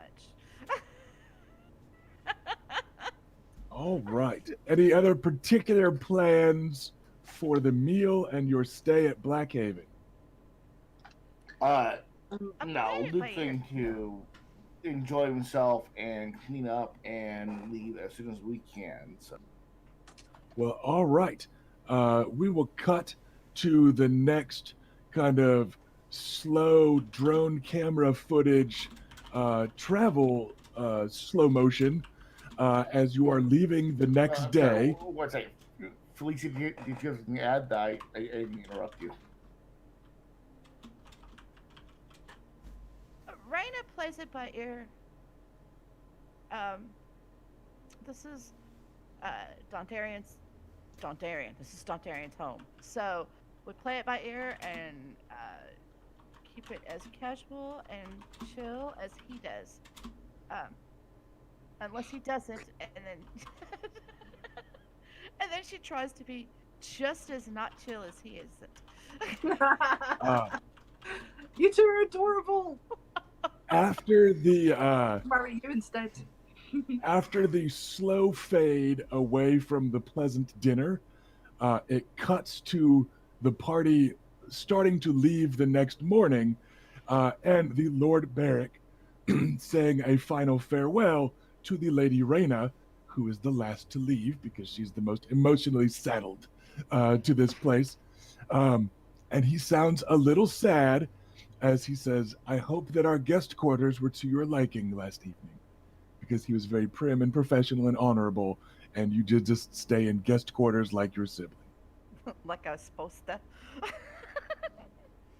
They were quite adequate. Damned with faint praise. There were better options. She said, it was a little chilly, my lord. Oh no, they was adequate. We I have grown used to having you close by, and I've grown accustomed to your face. that's kind of it. But Lots of places on my body. true. No dick in them quarters. But I just hope that we have occasion in the future to see each other again. Indeed. Midway through the Stoneway to Blackhaven is not so long a trip.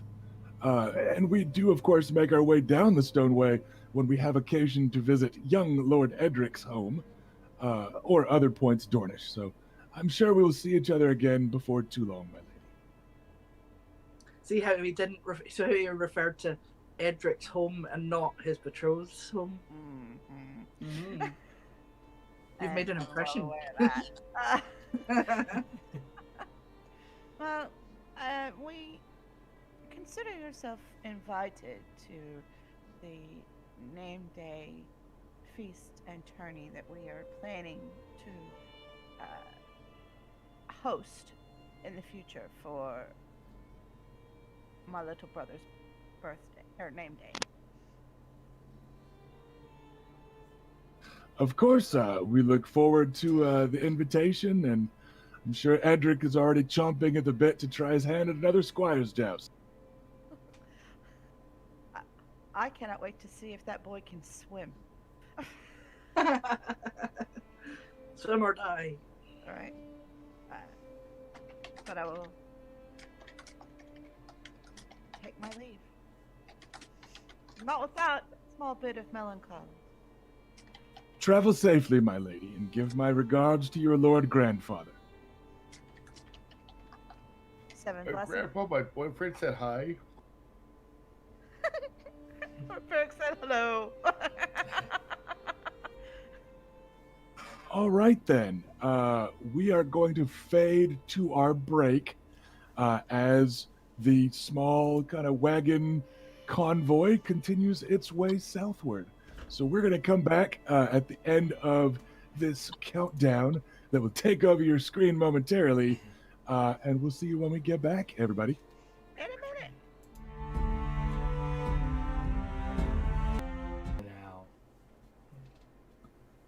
Now. All right, everybody, and welcome back. As my co-stars are hurriedly finishing snacks, which, yes, the camera did catch Ashes. That was fantastic. Wolfing down half a sandwich and not quite making it in time. Fantastic. I still have half an so- apple. Yep. So we'll get to see that. That's a retreat. But welcome back, everybody. We are picking it up kind of mid-road trip after a bit of a bittersweet farewell to Blackhaven, the home of House Nymaryen, one of the storied houses of the Stormlords that has long stood as a bastion against your filthy Dornish kind. So it was a surprisingly pleasant visit. The only swords that were drawn were training wasters. The only clattering hooves were people practicing by riding Quintain. Nobody actually was trying to run anybody over or stab anybody. Nobody got poisoned. The dinner was nice. So yeah, it was like a really, really nice treat. Less fancy than all your feasts up in the Red Keep, but certainly more comfortable and pleasant. So you have now left, And we didn't and get accused of murder or anything. yeah, like it was a really nice dinner, a really good trip. Nobody said you murdered a bunch of small folk. Nobody said you poisoned anybody. Yeah. So making your way out the next day, you are no longer skirting the foothills of the Red Mountains. You are now making your way through them and heading towards the mountain passes that will carry you to the Stoneway, and then Will lands, and then Nymaryen lands. So we are going to ride for a bit and see how long it takes Adam to get back. But let's go through in age order then, so that Adam can get back in time. Reyna, what have you got planned for this last leg of the journey? The last leg of this journey, I intend to spend assisting with fixing the rift betwixt us and Horus.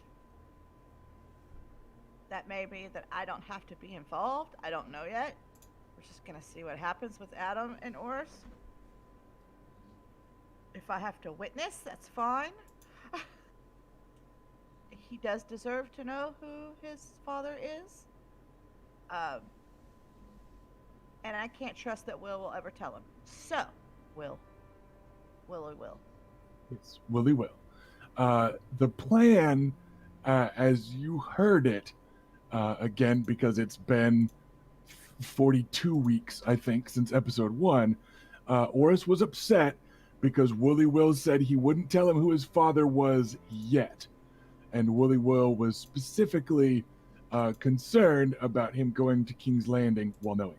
So the impression you're left with was that Willie Will planned to tell him upon his safe return. Well, then I will approach Horus then my own self and offer to tell him, but explain to him that if he wishes to wait for his knight to do so, as he has sworn to do, we would honor that, because that's honestly the number 2 reason why we haven't told him already. All right, we got Ash back, which is good because we're talking about Horus. Yeah, sorry about that. My connection was just so bad I had to restart. It's all good. Horus responds with, I don't want to talk about this. I don't want to talk about it. I don't want to talk about it. Is basically his answer to like any attempts at starting that conversation. He's just like, if it ain't about horses and wagons and making our way through the Red Mountains right now, you lot don't need to talk to me about it. And that's the closest he's come to like openly rude, but he's just seems to just kind of want to be left alone by the Nymaryen siblings. You know what? Yeah, if Adam like catches any of them like quizzing Horus about that conversation or anything, Adam is going to like pipe up to leave him alone. Yeah, Not what you not missed, to start Ash, a fight or anything, going to be like, hey, he doesn't want to talk about it, if I can leave him alone. what you missed, Ash, was Reyna approaching Horus and asking if he wanted to know or if he wanted to wait until he got back to Wyvern's Rest. And like I said, Horus will just grunt his way through to, I don't want to talk about this. Adam's response is still the same. No, I wanted to put it in his hands. Yeah, and I tried to do that, and look what happened. So Um, I don't. Luke wants to approach Oris, but as he sees this happening, he's going to kind of like lay back and let it happen. I think if that, I mean, I'll honor his wishes. Well, we can just leave him alone. So I'll just let everybody know. Just leave him alone.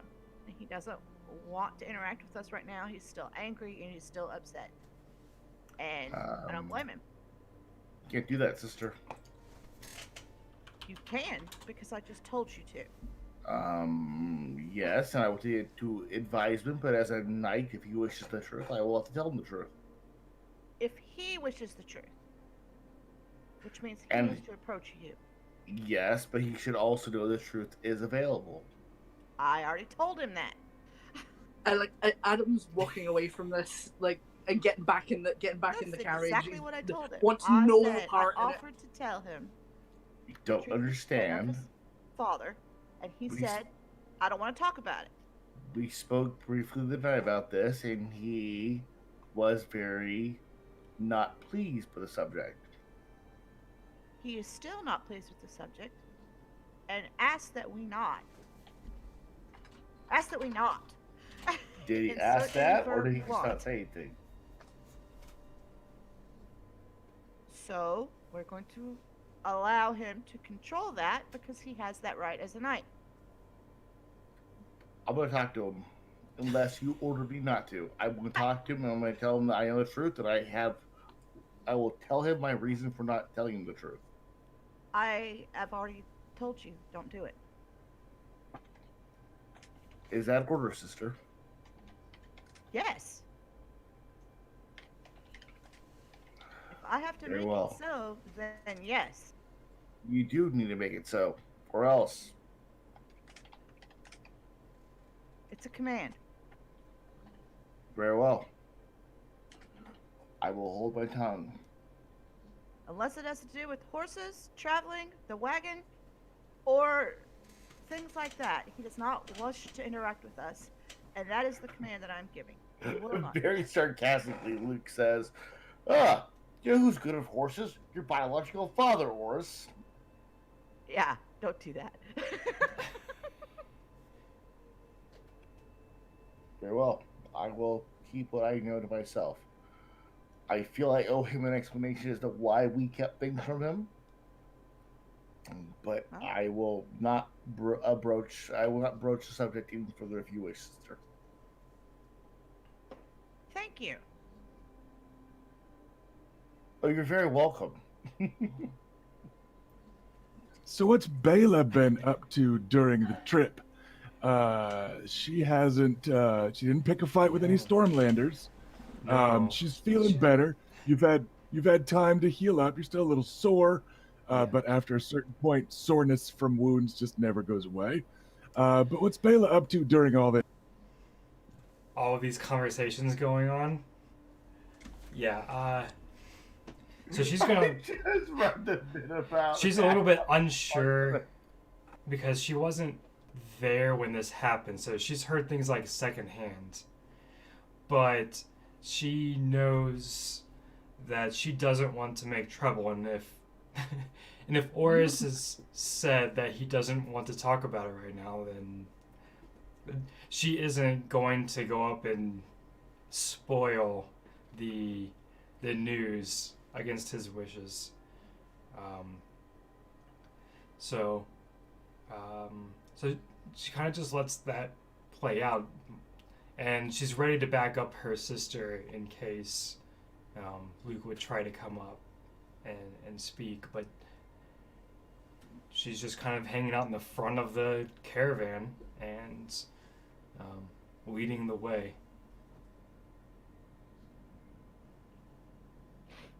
Alrighty. It is super clear that Luke wants to talk to him, but he has ordered not to, so he's holding this down. I mean, Robert, you can always disobey a direct order from the. In theory. However, if Adam finds out about anyone making Oris more pissed off with him, he will shoot them. There are things as a character I'm going to say to Oris, but I told him not to. So All right. at the moment, Luke seems to be following the orders he's been given. See. Problem is, Goodness as we get further south, he has to listen to women more. It's gross. On the topic of getting further south, you are now solidly into the Red Mountains of Dorne. It's stone and sand on all sides. The vegetation is rarer and hardier. It's not the soft, lush greens of the Kingswood and of the rolling hills of the Stormlands with their rugged natural beauty. It's a different type of rugged natural beauty.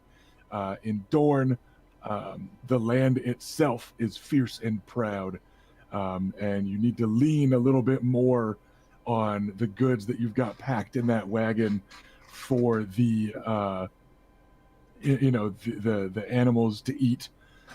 There's some stuff that they can graze on, particularly the sand steeds, which need to eat less and are more accustomed to this territory.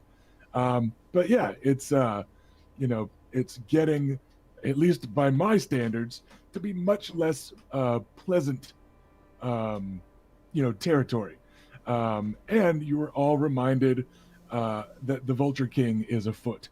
So your crossbowmen that you've hired and the other men at arms are definitely keeping a more wary eye out as you're traveling. You're definitely keeping more of a guard overnight as you're making camp.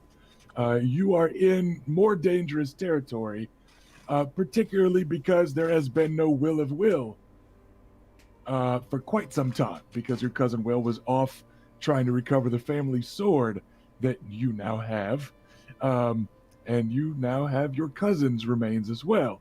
But Will lands have been somewhat lawless for some time, which has, of course, led to all sorts of rumors about Wills being the Vulture Kings.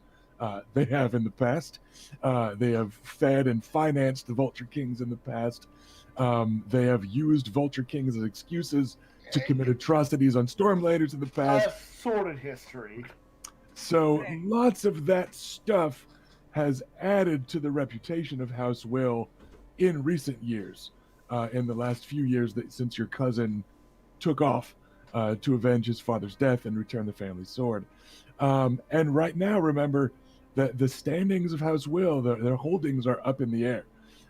Nobody knew, including you lot or the Maesters, off the top of their heads who was next in line.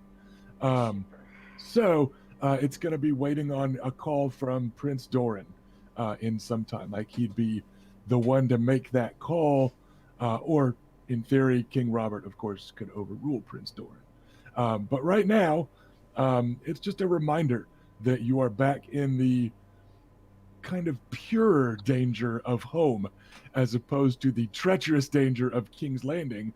So I imagine for some of you, at least, this is a little reassuring. Like, I imagine Bela likes this a little bit better than being up in King's Landing, not being taken seriously because she's a woman, having to worry about, disrespect and poison and lies and slander. And she's just like, listen, like, I know what to fucking do with a bandit. Like, a thief's a thief. Let's do this thing. Yeah. So, I know Bela likes this. How's Raina feeling? I'm feeling good. I enjoy being in more familiar territory, even though it is a higher risk. I like that edge. I don't like it as much as Bela. But I mean, I'm not an adrenaline addict, but it's a different kind of sharpening of the senses. It's a different use of our natural abilities, such as our bonus dice and notice.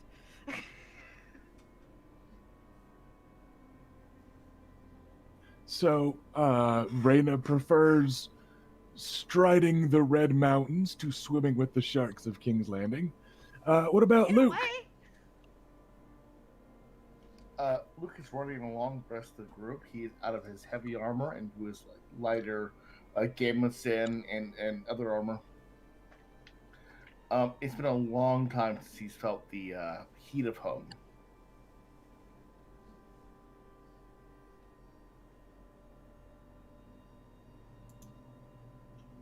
One second, I'm trying to holler to Felicia. Did we just lose? Okay, Robert looks like he's coming. Yeah, I'm here.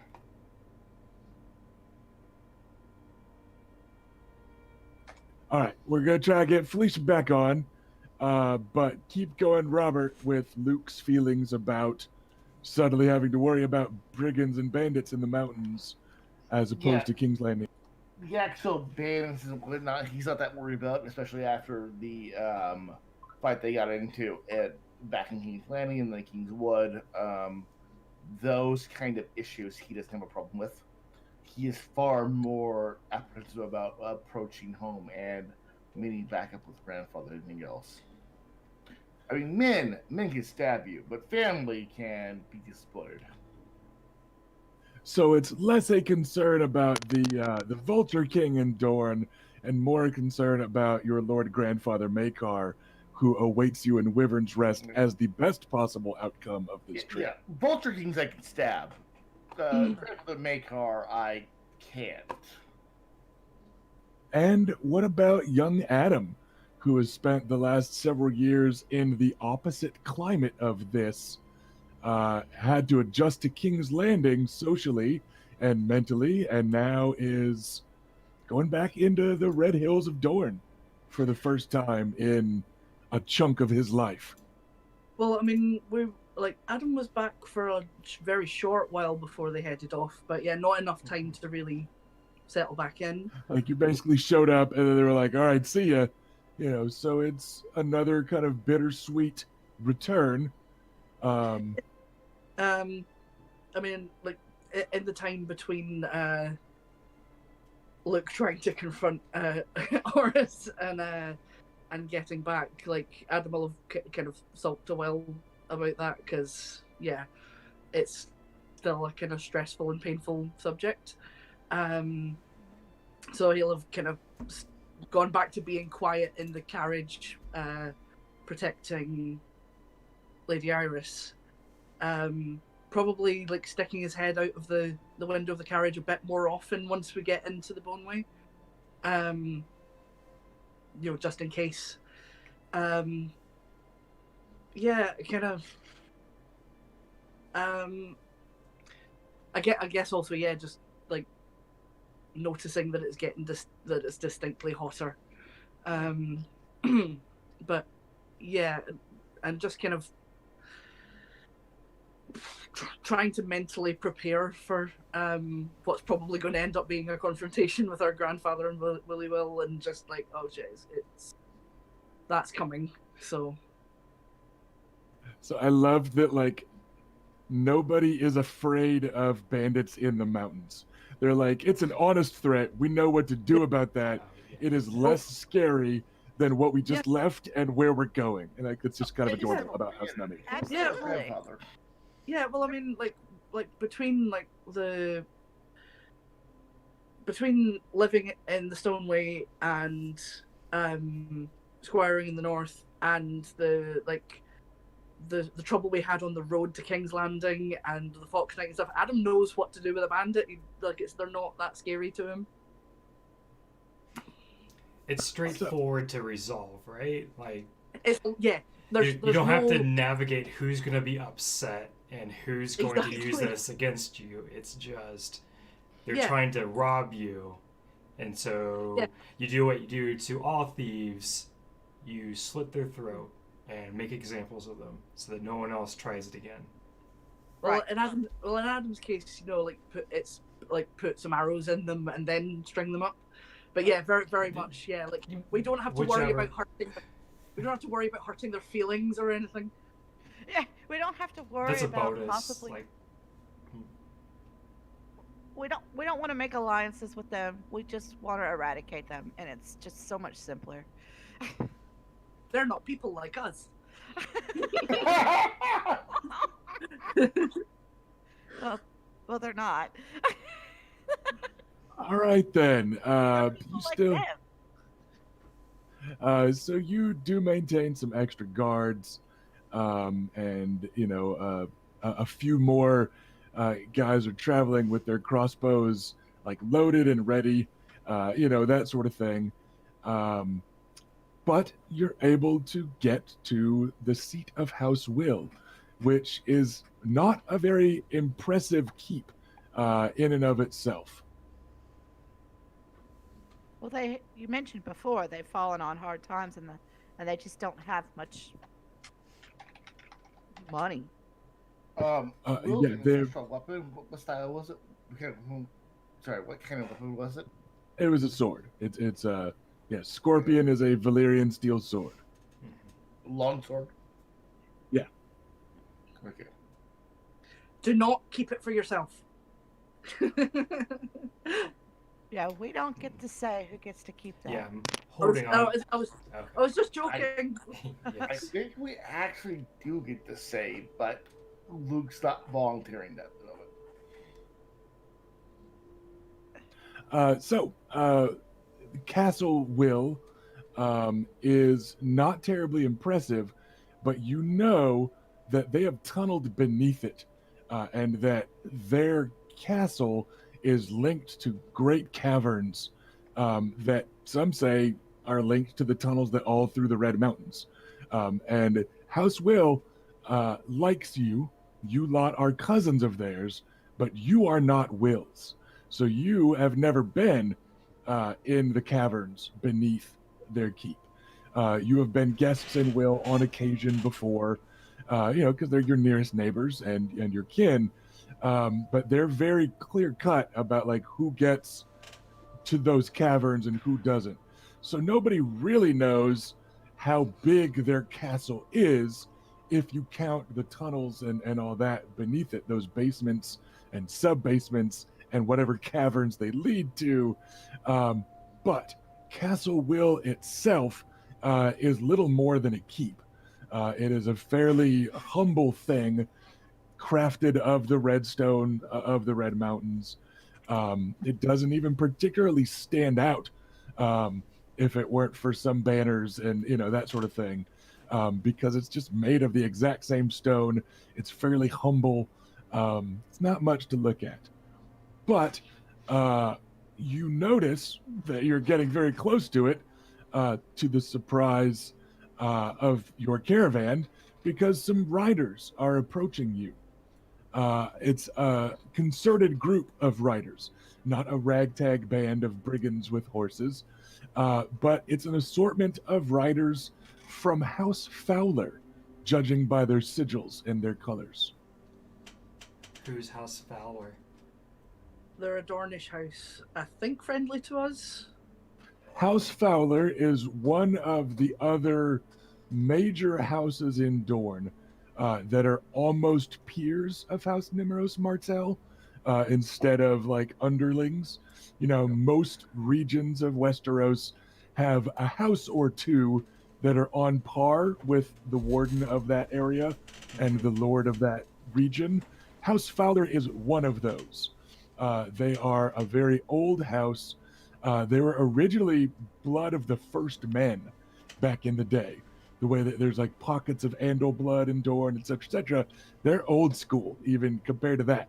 And they were also kings in Dorne back in the day, when they were all different, principalities throughout Westeros. So they're a major house. They like gray and a dark blue. And Fowler is the hawk that they use to hunt fowl. Like it's that term of Fowler. Their sigil is a hooded hawk, like for hunting. And their words are "let me soar." In the same way that House Ironwood are wardens of the Stoneway, House Fowler are the wardens of the Prince's Pass.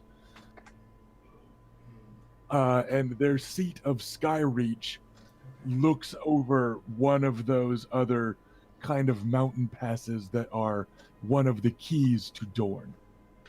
Yeah, they're wardens of Princess Pass. They're like the other side of the mountains from Will. Yeah. Okay. Yeah, Like Luke will be to in the- the west. Yeah. Luke is again in the back of the group, so he doesn't see this originally. So Um, I think I will it's ride forward to meet them with Bayla. yeah. It's, like I know Bayla's been up front, Mhm. so the twins will ride up to meet them. It's a small group of 6 riders, and one of them, and only one, seems to be a knight. And he says, "I am Sir Artos, sworn sword to House Fowler. We welcome you." Thank you, Sir Knight. I hope that House Nymaryen hasn't run into any trouble on the roads. We have not. We have apparently been blessed by the 7. Good. A few of our patrols have been harassed, but it's good to see that you lot made it here safely, my ladies. Prince Doran has tasked House Fowler with assisting in the defense of the Stoneway, given the unfortunate news of what has happened to the Will of Will, and given what rumors we have heard of disagreement between Houses Nymaryen and Ironwood. Well, that is understandable, and I'm glad that the prince, in his wisdom, has sought your help.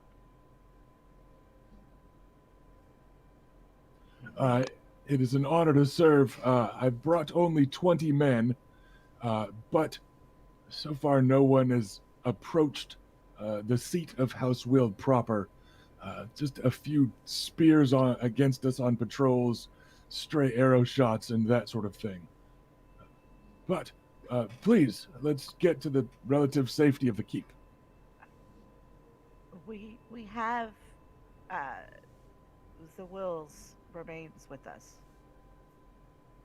and we also just went blank on the name of the sword. Scorpion. Scorpion. We also have Scorpion in our possession. And I tap it because I have it on me. I'm sure that will be a great relief to the Will Smallfolk and to Maester Thomas. Come, let's get you inside. And a few of his horsemen help out to kind of hurry things up, etc., etc. The kind of meager gate to House Will is open. It's a low stone wall around a keep, but they open the gate for you, and waiting for you is Maester Thomas. Maester Thomas is from the Westerlands originally. He is from House Crakehall by birth, making him basically the burliest motherfucker in House Will lands. The Crakehalls are famously kind of big and big-boned and tall and strong and burly. Yeah, He still has that before. build. Yeah. And the most famous of House Crakehall is called the Strongboar, who is one of the few badasses that in his own internal monologues, Jaime Lannister admits is stronger than him. So that gives you an idea. You gotta be a pretty good badass if when Jaime Lannister is talking to himself, he thinks of that. So yeah, the Crakehalls are a burly and resilient bunch. And Maester Thomas always looks a little too big for his robes. The handful of times that you've seen him, they're his robes. They've been sized for him, but they still just always seem to not quite sit right on him. And he's showing a little bit too much leg. Those voluminous sleeves don't actually look very voluminous on him. Like they still go broad towards the cuff, but like they're straining and tight around the shoulders. And it's just always looks like he's wearing some other maester's robes. But he looks to be it. Like the master of their kitchen is there, an ancient crone with about 3 teeth in her head that just rules the kitchen. And there's about 6 small folk hanging about in the courtyard. And this is about it. A chicken goes clucking by through the courtyard. House Will has been not doing so great. And it is Maester Thomas that raises his booming voice to greet you. He's got thinning yellow gold hair. Like many Westerlanders, he has thick handle blood. But he's getting to be about 50, you would guess. So his hair is getting a little bit less golden and a little bit more straw yellow, and it's thinning on top. But he raises his voice and his massive arms and welcomes you to Will and gestures, and the old crone limps towards you with bread and salt, which is a pretty big deal for Will to offer. I will take some. So everyone, a little chunk of bread with some salt to dip it in, and the crossbowmen get some. Alysanne Mormont takes it with a very serious look on her face, like, I respect this gesture, and little Robert Frey takes some, and so they make a big show of it before anybody continues talking. Everyone that is brought through the gate gets bread and salt. And then you can't help but notice that at the end of it, after the last of everyone has gotten a bite and a bit of salt to dip their bread in, she takes a pinch of the salt and throws it onto the casket that bears the body of their liege lord, and just kind of welcoming him home, recognizing the salt of his blood that has been spilled. Who knows? And it's only when everyone has gotten their bite that Maester Thomas then looks to Reyna for their conversation to continue. Like, it's a very stately, serious, like almost everybody holds their breath until the formal welcoming, particularly here in Willlands. I dismount so that we are eye to eye, but I'm so much shorter than him that I'm not. But and give him an abeyance and respect. Maester Thomas, from Reyna Nymaryen, House Nymaryen, and we bring home the will for his final rest. You hear like the 6 or 8 people that are in earshot besides Mr. Thomas. They all let out like a sigh, kind of acknowledging that he's here, and then a few of them wail and start to like tear at their clothes in very kind of old school Dornish fashion. Like, now they are allowed to start formally and openly grieving, right? Like, it's kind of a tradition thing, in a way. The Will are the most Roinar of the people that you tend to interact with, and it looks like some of them were almost, again, kind of holding their breath, waiting for him to come home and for a highborn to tell them he was dead, and not just this secondhand email bullshit, right? Like, they were waiting on this moment. So it wasn't real until he got home. Yeah. So it's a very kind of ritualistic way that a few of them just start to wail and tear at their threadbare clothing. And one, young lad that's probably supposed to be taking horses to their meager stables is throwing himself on the floor and punching and kicking and screaming. And Maester Thomas looks kind of mildly embarrassed by it, in a very stark reminder that he is not of the Red Mountains. He is not of Dorne. He has been assigned to Dorne. He's been here as long as any of you have been alive, but he still knows that this isn't quite his place, and it never will be to the locals. So he just kind of looks a little like, yeah, sorry, I knew that was going to happen. And it looks like he's kind of trying to just like ignore it and continue a kind of stately conversation. So he gives them a few moments, and he says, the will of Will should be returned home, and we appreciate that you risked the dangers of the road to bring him to us. We heard by Raven that he died a victor, and that he succeeded in retrieving Scorpion. Is that true, my lady? That is true.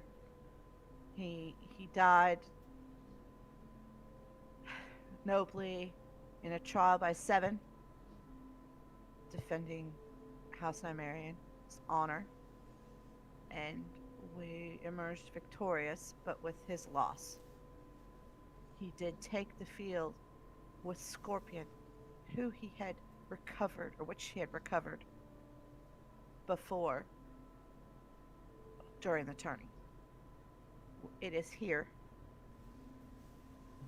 to be returned to the lands where it belongs. And you can't help but notice that while the openly wailing grievers did not stop wailing, all of their wailing just happened to get quiet enough that everybody else nearby could hear you like announce that, right? Like they're still like sobbing, but they became these like muffled sobs to let everybody hear that, their lord like died a hero, and he was victorious in avenging his father. He was victorious in defending his blood with House Nymaryen's honor at stake. Like, again, it's not fake, but you get the feeling that like some of this grieving display is kind of ceremonial or ritualistic It's in a definitely way, ritualistic. so like they muffle it just enough that everyone can hear it. And Bela, you're standing there with Scorpion on your hip. Do you? Yeah. What are you doing with it? Okay. Are you gonna like draw it to show off the steel? Are you gonna offer the whole sword belt over? What do you think sounds cool? If the scabbard is very detailed and such, I will just leave it in the scabbard. But if it's a little bit more plain, I'll draw it out so that it can be seen by all there for evidence and confirmation, and then I'll put it back into the scabbard. It's a very plain scabbard. Okay. You remember that Sir Gennady Shaneen, a Dornish hedge knight of no repute and ill character, had been carrying it, and that he even kept the hilt like wrapped in cloth to hide it. So it's a very like purposefully plain scabbard with some scuffs on the leather and yada yada. But yeah, that bared steel, and Scorpion is pretty distinct. It's got a reddish hue to it, so it's kind of a reddish gray in the whorls and ripples, and there's no mistaking it. And a very high-pitched gasp escapes the gathered mourners, and then the wailing begins anew as you hand the sword over, and Maester Thomas takes it, and then he gestures. And you see that Sir Artos and a few of the other riders from House Fowler, 4 of them, are lifting the coffin out of the wagon. They definitely seem to have gotten orders from Maester Thomas earlier. And they vanish into the keep with the coffin. Maester Thomas hands the sword belt over to Sir Artos to carry. And Artis takes the sword, they take the coffin. The loudest and grieviest of the wailing griefers form like a 3 or 4 person parade that kind of follows the coffin into the darkness of Will, which is the seat of House Will. It's the name of their castle. And you're left, much like with the odd look where there was no telling how deep the moat was around Blackhaven, because you saw it late in the afternoon when the sun wasn't right overhead, and then you left early in the morning when the sun was barely on the horizon, and you could not see how deep and dark that moat went. You are reminded that despite all their differences and the bloodshed and atrocities, you don't know how deep and dark House Will goes either. And maybe Blackhaven and Will aren't so different in their way. You would have no idea how far that body is going to be taken. And the wailing just kind of recedes into the distance.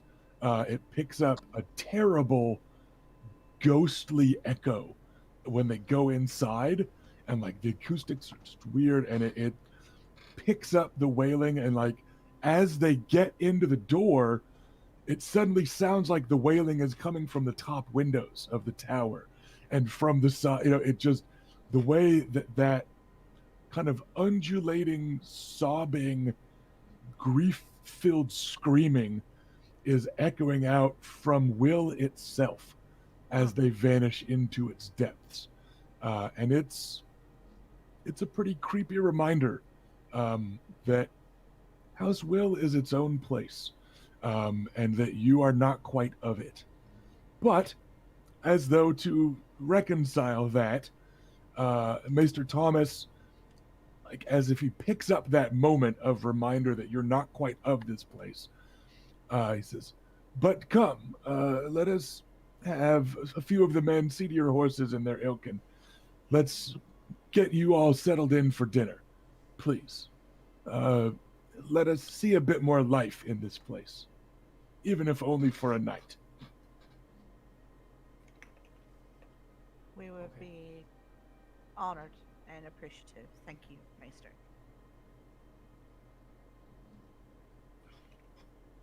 And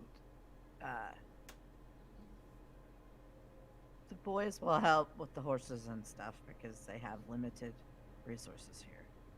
Yeah, and you notice there looks to be about a dozen more riders from House Fowler that look, they're just men at arms, but they're already they've crowded their stable where they've got their horses. They've kind of shuffled their horses down to one side, and they're helping Edric and Robert and Oris as those three kind of take point on seeing to the horses. Lady Alisane is helping out. She has been seeing to her pony all along, and also getting practice caring for a horse. But yeah, so you get some of the men-at-arms to help, and a few of your own men-at-arms pitch in as well with, all right, we unhitched the wagon, let's grab that thing and wheel it around and get it off to one side, and let's, it's a tight pack in that courtyard. This is not at all even the yard at Blackhaven, but with some wagon and carriage Tetris, they're able to get everything to fit inside. And you notice that the couple of men from House Fowler that are still up on the kind of sad ramparts, they like visibly breathe a sigh of relief when the gate gets swung shut again. Like a very getting back on base in a Vietnam movie, right? Like it's that sort of moment of like, okay, like we're in the green zone, the gate is shut. These people aren't all Vulture King killers beneath those colors. Like this is really allies, and it's closed again. Like there's no mistaking that sort of tension in the man-at-arms that are up there with the crossbowmen and stuff.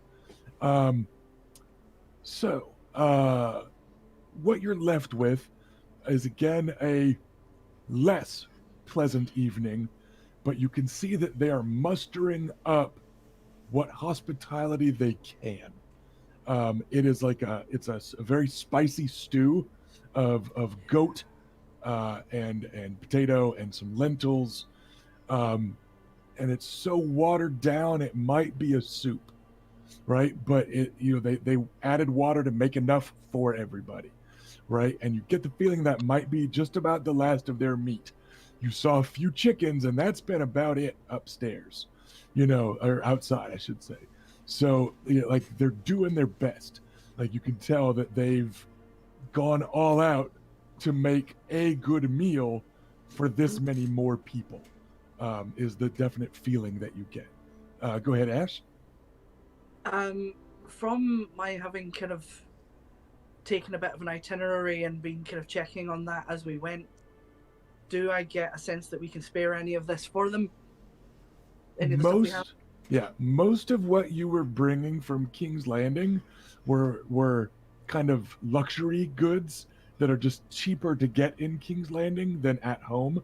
None of it Okay. is like stuff like Wyvern's Rest will not starve if you don't bring home those red reach potatoes, right? That you got in King's Landing instead, So, yeah, you kind of like some red potatoes instead of the normal ones, but like these people might need those like it's that sort of thing that you're bringing home. It's, you know, maybe we don't need exactly that type of barley from the Stormlands, or Yeah. you know what Well, I I mean, mean? It's yeah. that type of stuff. Yeah, that's what I'm thinking. Like, I'm just kind of thinking, like, can we help? And that's a way I can think of that we can maybe help. Yeah, you absolutely could. Well, I'm definitely. Wyvern's Rest. Sorry, Go well, ahead. then I definitely want to make sure that what we can spare makes its way to them.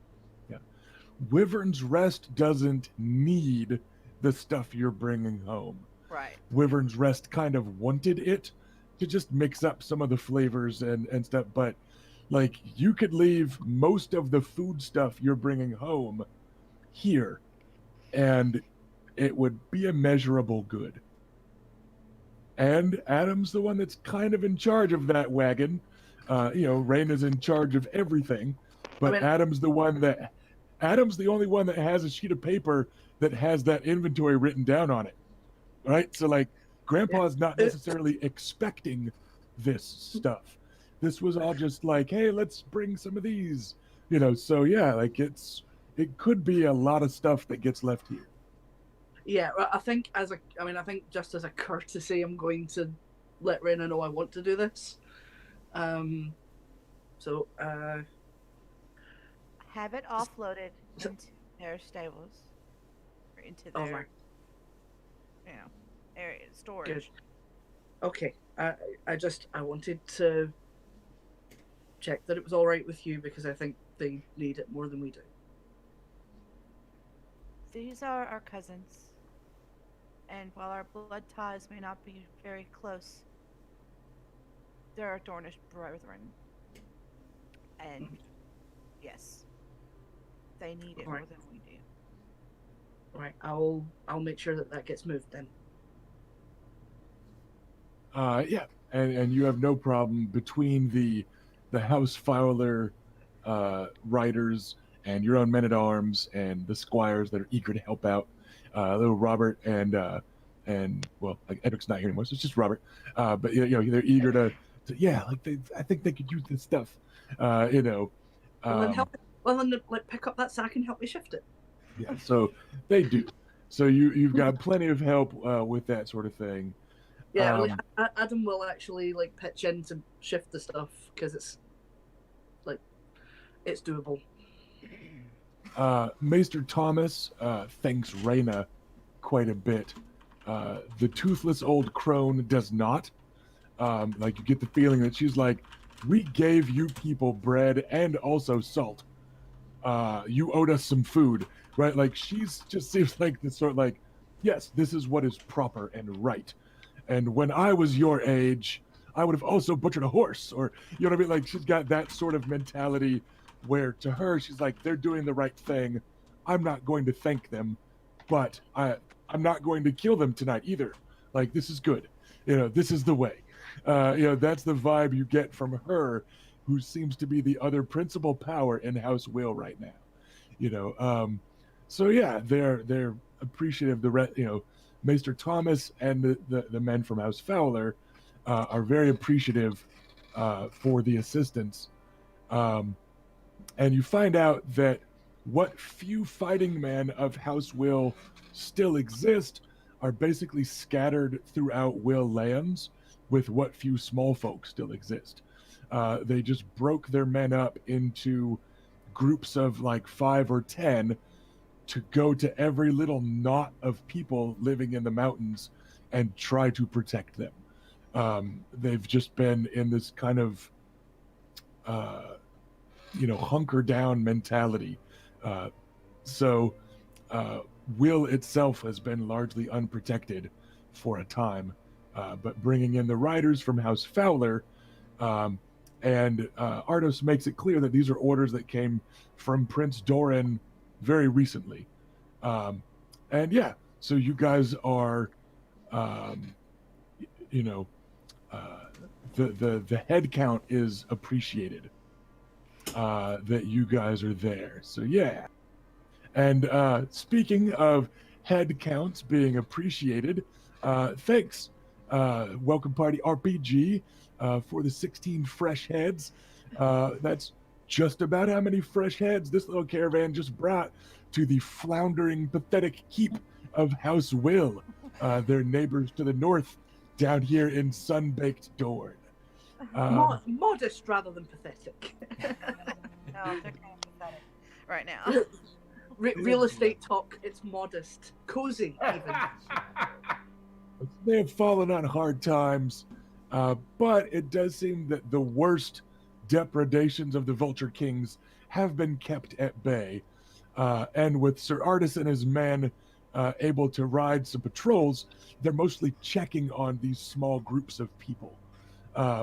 So yeah, that's kind of the situation, and it's a pretty dire one. And it might be something that you could help with in coming time once you get home to Wyvern's Rest. You're pretty sure that grandfather would approve of that as a topic of conversation.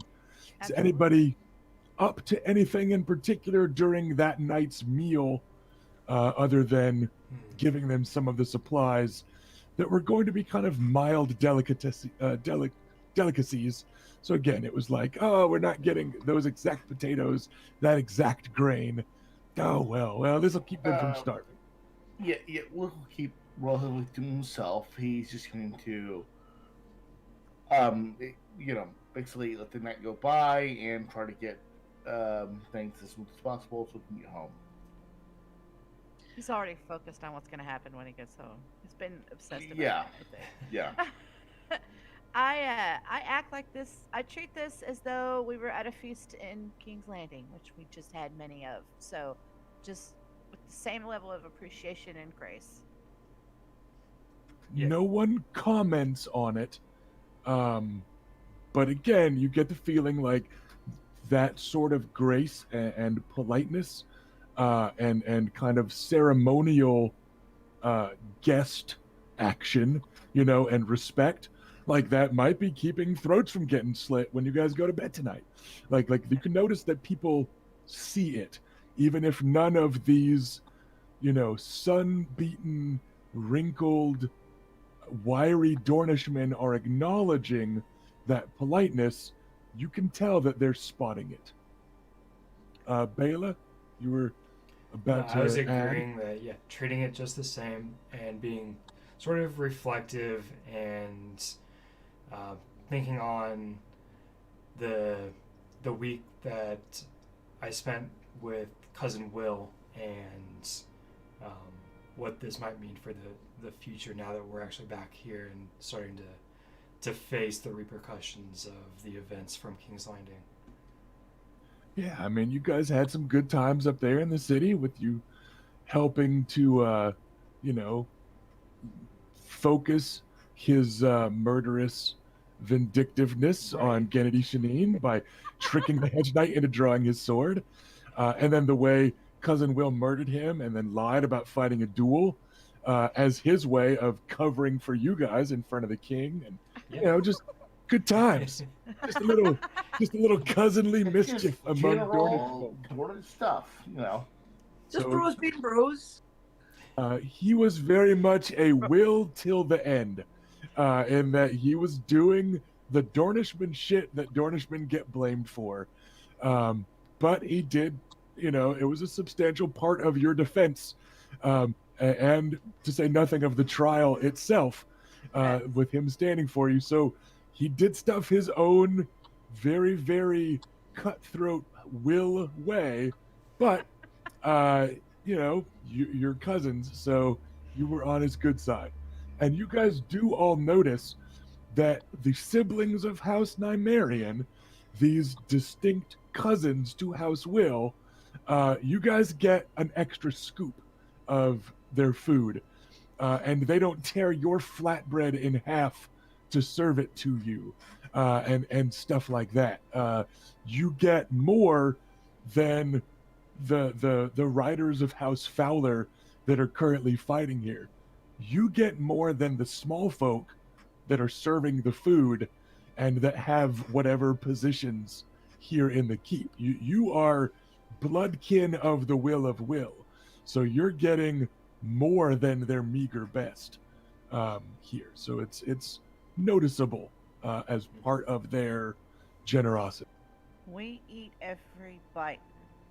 Hey, speak for yourself. Eat every bite. I urge you Well, to get off. I see you not. This is a sign of respect, and if you, I nudge you. Eat.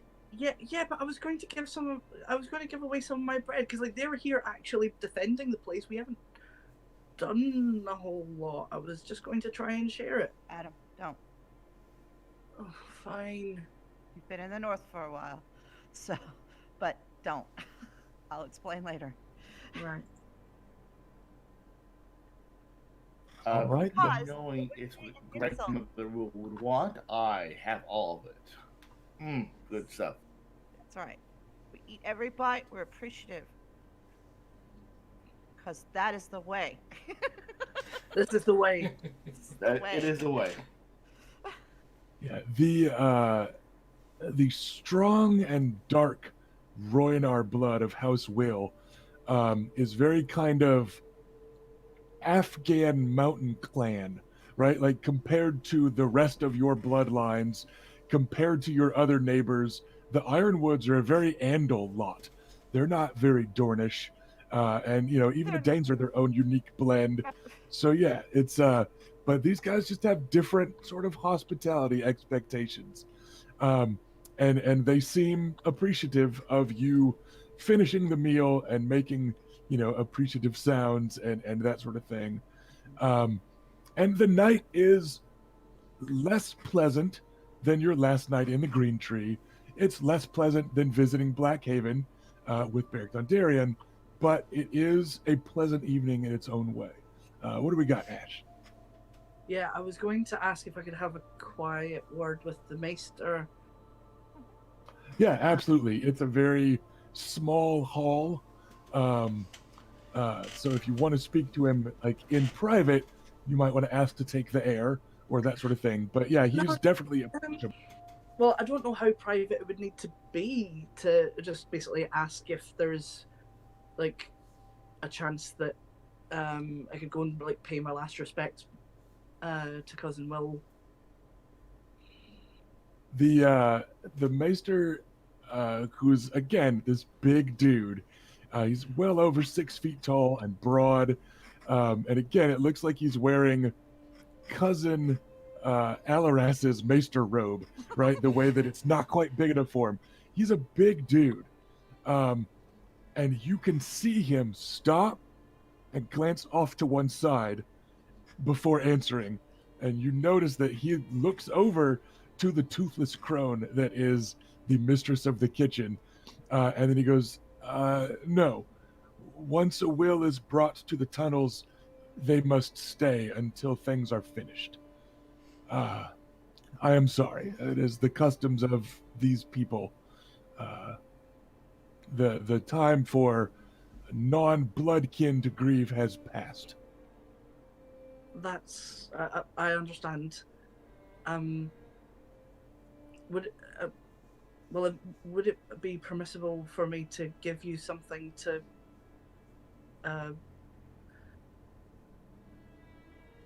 for the burial? I had something made for him, a cloak, and if it's possible, I would like it to be included in his funeral. I will gladly take such a thing. I will leave it to the others that have been more personally involved in the unique burial rites of the House of Will to see what will come of it. But if nothing else, perhaps it could make a fine gift to the next Will of Will. And I would be honored to keep it here in the hall until we hear from Prince Doran, who I will serve next. Very well, thank you. So yeah, he will gladly take that. And I believe that's the last of the cloaks that you've had to give away for those that stood for you all in Yeah. the trial by. I mean, assuming Oris didn't throw his in a ditch.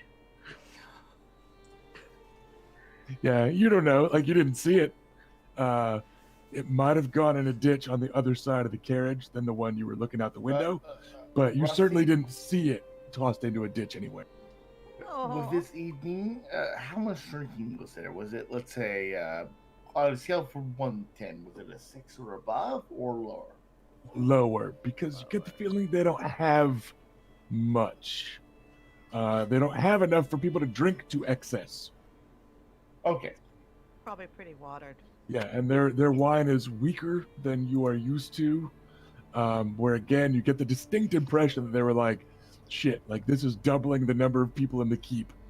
And we've already got these 20 hungry horsemen to worry about, and shit. Okay. I don't know, just pour some water in there, right? Yeah. Like that's definitely the vibe. Given that Luke will have a normal amount and will not drink to excess, so. So, there's what we got. It's a sad night. It's a serious night.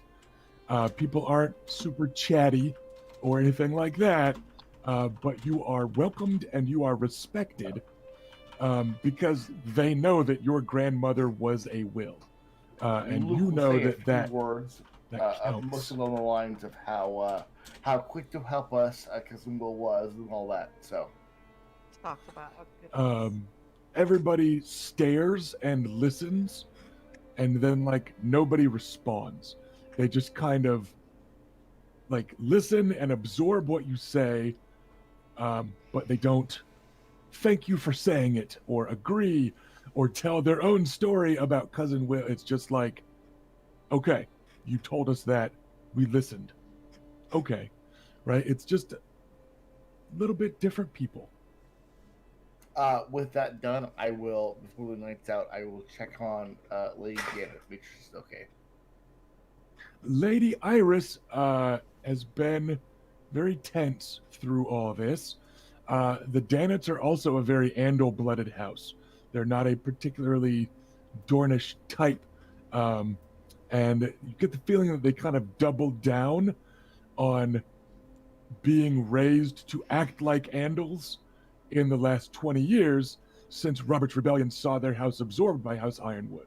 Right. Like, you get the feeling like she's, you know, none of them that you spoke with going back to young Adam Danet before Reyna murdered him in a trial by combat.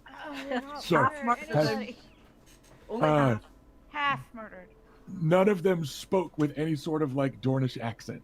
Like, you get the feeling that they worked to hide it, like kind of like the Ironwoods do. You know, Dorne's weird that way, and that a lot of the noble houses of Dorne have gone out of their way to not intermarry with like Roynish folk, or maybe Roynish folk have gone out of their way not to intermarry with them, right? So When Luke checks on her, it'll be clear that he has had too much to drink, but otherwise just essentially concerned for her. Yeah, so she seems a little off-put by all of this. But yeah, she doesn't get the bigger scoops that you guys got. So it clearly wasn't just for being highborn. But yeah, like she seems very tense and skittish, but she's seemed tense and skittish since you guys kind of directly contributed to the last of her family dying. And then King Robert gave her away to you on a lark because you didn't murder anybody quite legally. So she's been a little skittish, you know, but it seems, yeah, a little nervous. Yeah, Luke will approach the area where she's at with a cup of wine, and he will kind of hand it in her direction, not hand it to her, but sit next to her. Lady, she inches away a little bit. But are you okay? Right. I am as well as I have been of late, sir. So not that well, correct? Not as well as you, it would appear.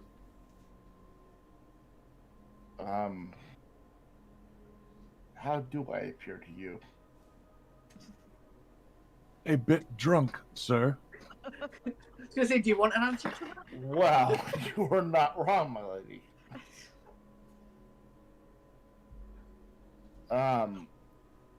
The Wills have had wine, and while it was watered down, yes, but my love of such things is not really relevant here. Are you okay? I am, as I said, sir, as well as I have been in recent months. Lady, do you trust me? And answer honestly. I assume I know the answer, but She pauses very pointedly, and then she says, I trust in both House Luke's Nymaryen. hands- both ahead. his hands very specifically leave his side where his weapons are and just kind of go to the ground. I don't think she was worried you were going to stab her right here or anything. Well, But I assume, but I trust that House Nymaryen is concerned enough with the reputation of House Nymaryen that I will not be mistreated until I am on the lands of House Nymaryen. My lady, it may mean little to you, but should anybody mistreat you there, come to me and I will come to your aid. Nobody, Every conversation they have. nobody will mistreat you, as far as I'm concerned. I am certain, sir. Words are wind, yes, and you've heard plenty since, I'm sure. I can't change that. I can't give you any guarantees, but if you need anything, please come to me. I will do what I can to make sure it happens. I am certain, sir. Of course.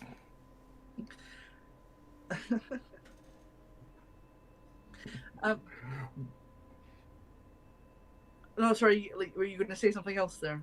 Yes. With a long pause, Luke will leave the wineskin behind and kind of nod to her and slowly leave and just let her be. She Okay. seems content with that. Okay, I was just about. I was like, right, okay. Am I going to have to come and rescue her? But no, it's fine. You are welcome too, but Oh, you know, just you were making her uncomfortable. at this point, anything we do will make her uncomfortable. There is no Okay, yeah, real way to resolve that. All we can do is be ourselves, and with time, prove we aren't out to get her. This is true, but slobbering over her drunk is maybe not conducive to tactful conversation. Perhaps not. We all have flaws. This is also true.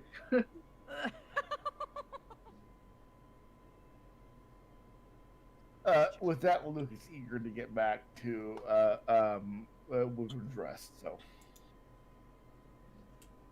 All right then. Anything else planned for the evening?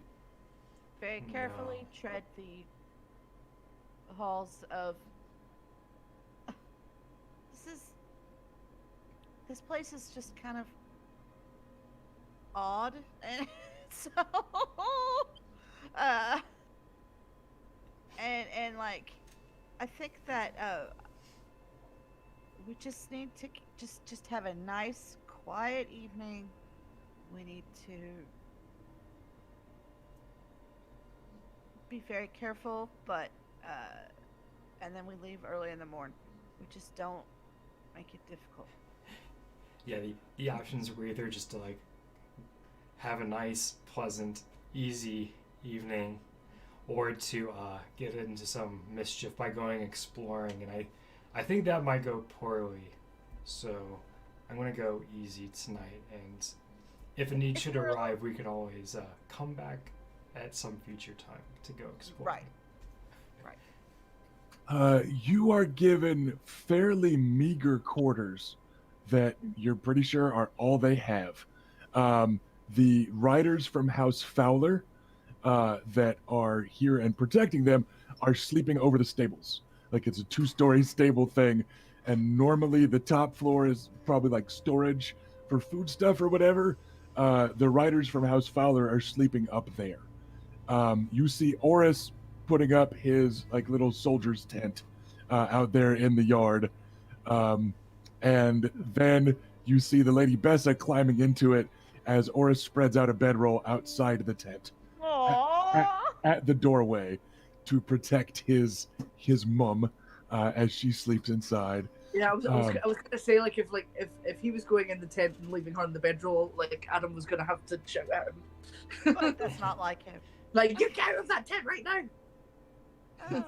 And you've got because the Lady Alisane was introduced as the Lady Alisane, and she is highborn, she is given quarters. And as you like make your way past that room, you can see little Robert Frey laying out his bedroll on the floor of her chambers, getting ready to go to sleep and protect his night. And that sort of thing. So your chambers here are very small. They're smaller than the rooms you had at the Green Tree, to say nothing of being smaller than the quarters that you had for your stay in King's Landing, living in the Red Keep, Sir Lucaris, or the quarters that you had, even at Blackhaven, a comparatively small castle. So you get their humble best. It is not great. Nobody talks of preparing baths for you this time. There's a lot of labor that goes into a medieval bath, and nobody offers one. It's just, yep, we fed you, now you get to sleep here. Like this is what you get. This is what we've got Good to to give see you. Get out. Yes, basically that. Thank you very much. Go home. Thank you for this corpse. Now, fuck off. And you notice that your men at arms, the kind of hired men that are going to be rotating into the forces of House Nymaryen when you get home, none of them need urging to like get ready in the morning. They all found nooks and crannies in this courtyard to sleep in as well, and none of them need hurrying. Like they are up and ready. They're like, let's get out of this fucking place. Something about it is putting my teeth on edge. And it's then, as a few of them are murmuring about it in the morning, that you realize that you did hear that faint wailing and grieving all night. Sometimes it sounded like it was coming from outside the little window of your chambers. Sometimes it sounded like it was coming from the walls. Sometimes it sounded like it was coming under the door. It was just, when you tossed and turned and woke, it was enough to kind of notice it was there. It does seem that it bothered you less than it bothered Oris and Bessa and Alisane and Robert and your men-at-arms. But when you hear them muttering about it with dark circles under their eyes, you realize it was there, and it clearly kept anybody else from getting a good night's sleep. Okay. It's just the way of will. And they're mourning the last of the wills of will. It's true. It's the end of an era. They don't. There's a lot to mourn there. They don't know who the next will of will is going to be, and neither do you. Neither did Grand Maester Pycelle off the top of his head. And for all that we rightfully give the Grand Maester some shit for how long it takes him to share his knowledge, there is no denying that he just knows stuff. So, like, this was the first time that you saw somebody ask him a lineage question, And he was and like, he oh like, no. I shall have to research that, Your Grace. Like, he doesn't normally say that unless he's like stalling for time, but like, and it was also able to be confirmed, of course, with cousin Alaras, who is himself of Dornish descent, and serving as apprentice to him, that like they don't know. Like they're gonna have to do a pretty deep dive to go looking and see just who the next Will of Will should be. So yeah, they are a people whose future is up in the air and whose recent past has been pretty unpleasant. So maybe it's hard to blame them for being a little off-putting. What do we got, Ash? Yeah, just want to approach Oris for a minute. Is this like while the caravan's getting ready to get rolling, or Yeah. are you But before we actually head out, yeah. Just, okay? He's just packing some shit up and double checking how horses are, prepped on their wagons, and the horses that are being led by wagons, like his war horses, are, just being led in a bit of a chain, and so he's doing horsey stuff. Oris, Huh? I could take the wagon for a little bit if you wanted to catch up on some sleep. I'm fine. Are you sure? Yes. All right then. And he doesn't like look at you. This is old school grunty, not talking to people Oris. He's not being mean or mad, but he is not looking up from the straps that he is adjusting. He is not looking at you to talk to you. It's just a few non-committal grunts refusing assistance, like in the good old days. Yeah, well, this was just a kind of a small attempt to make an inroad, because Adam's usual apology language is apparently not acceptable anymore, so he's trying a different one of offering to do stuff. You may recall... But once it's refused, he'll just leave it. Yeah. Oris did once turn down medical assistance after getting stabbed in a squire fight. So he's probably not going to ask for help because he didn't sleep real good. So you don't know how much it's Oris being Oris versus it's Oris not wanting anything to do to you or do with you. And I imagine Adam's going to brood on that for the rest of the day. Like, how much of it is because it was me? Oh, no, But yeah, he wasn't. He is going to. Sorry, he is going to be convinced that it is entirely because of him, because that's how he rolls. That is how he rolls. Sure, but an easy deflection, should a sibling try to cheer you up, is, of course, Oris didn't ask for help. Yeah, so it's a pretty slam dunk way to try and cheer you up. I don't know how openly you're gonna mope. And how openly any of your siblings are going to care for you, because they've all done that only in private to date, if the lobby of a brothel counts as private. But yeah, like I said, he didn't seem to be grunting with any particular malice, so it's hard to tell. But no, he does not take you up on your offer of doing his work for him, because he is tired. But maybe he's also going to brood on it all day. Who knows? He is a brooder. There's no denying. All right, then. Anything else of particular note planned before fucking off out of this creepy Will Castle? No, not for me. All right, then. Let's get going. You hit the road. Maester Thomas is the last one to kind of wave goodbye to you. Sorry, go ahead. Is there any sort of little weird Dornish tradition, like for leave taking, that might be hovering in the back of my brain, that I need to do some little speech, or not speech, but like phrasing or anything like that?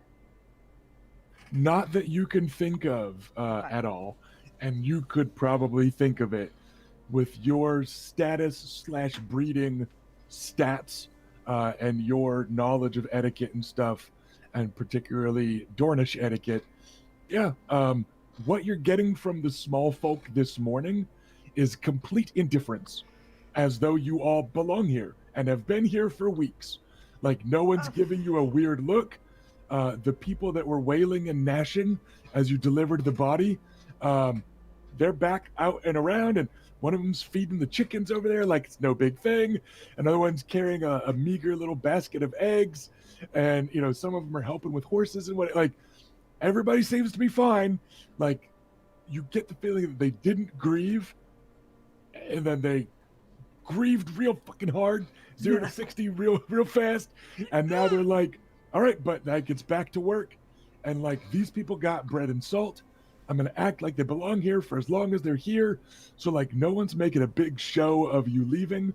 They're helping out with a few things that you need, but nobody is, like I say, it's just a weird, like breakfast isn't a big formal thing like dinner was. You go eat something if you want to, which is what seems to be what the people, the retainers in the keep are doing, more than a big meal. It's come and go and eat something. But like everybody's acting like you guys have been there for weeks, and it's weird. It's a little weird. It's just like, this feels visibly different than before we spent the night here. Yeah, It's we'll grab some tortillas, some eggs, some cheese, a little bit of sauce. You're making- Makes that Dornish Breakfast breakfast. Yep. Breakfast. Dornish purses for breakfast are a go-to. So you notice that it's the rindy outside edge of a cheese. The flatbread's just fine. They know how to do some flatbread. But yeah, and they've got the fresh eggs and all. He You actually do has notice to cook it in a little bit of oil just so it's a little crispy. they know you don't have them cook things anyway. Oh, You're pretty sure that if you talked to the three-toothed crone and asked her to adjust her method for you, nobody would find your body. give him that. I give him the tendency for the blood of old Valyria to have prophetic dreams. I will choose not to do that. So yeah, you get the tortilla the way she wants to give you the tortilla. You do notice that there's also a little scoop of like a very thick, cooked down barley that has some of the scrambled eggs kind of mixed in with it. So it looks like they're already using some of the food stuff you delivered to kind of thicken up this meal and spread it out for the extra mouths to feed. So kind of adding to this breakfast skillet in a flatbread type of thing. There's this kind of savory barley mix, that's just kind of adding to the body of the food. So it seems like they've just already taken the gift as it was offered, mixed it in with their food, not making a big deal about the gift. It has been given, it has been received, it is now a part of their everyday life, like just carrying on with life. So yeah, it's not a very dramatic leaving. Maester Thomas makes the biggest deal of it, in that he, thanks you again for bringing those things, and he looks forward to hearing from you in the near future, once our liege lord Prince Doran has decided whom next I shall swear to, that's basically the goodbye that you get. It's fine. That's great. Then wish him the best and all the blessings of all the gods, and we will hit the road. Alrighty. Top grandfathers. Yep. You guys now have a 2-day ride to get home.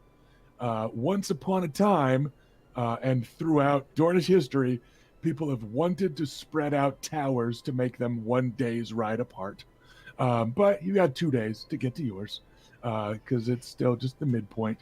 But yeah, everybody knows what's coming. So you guys have about 2 days of sandy road trip left.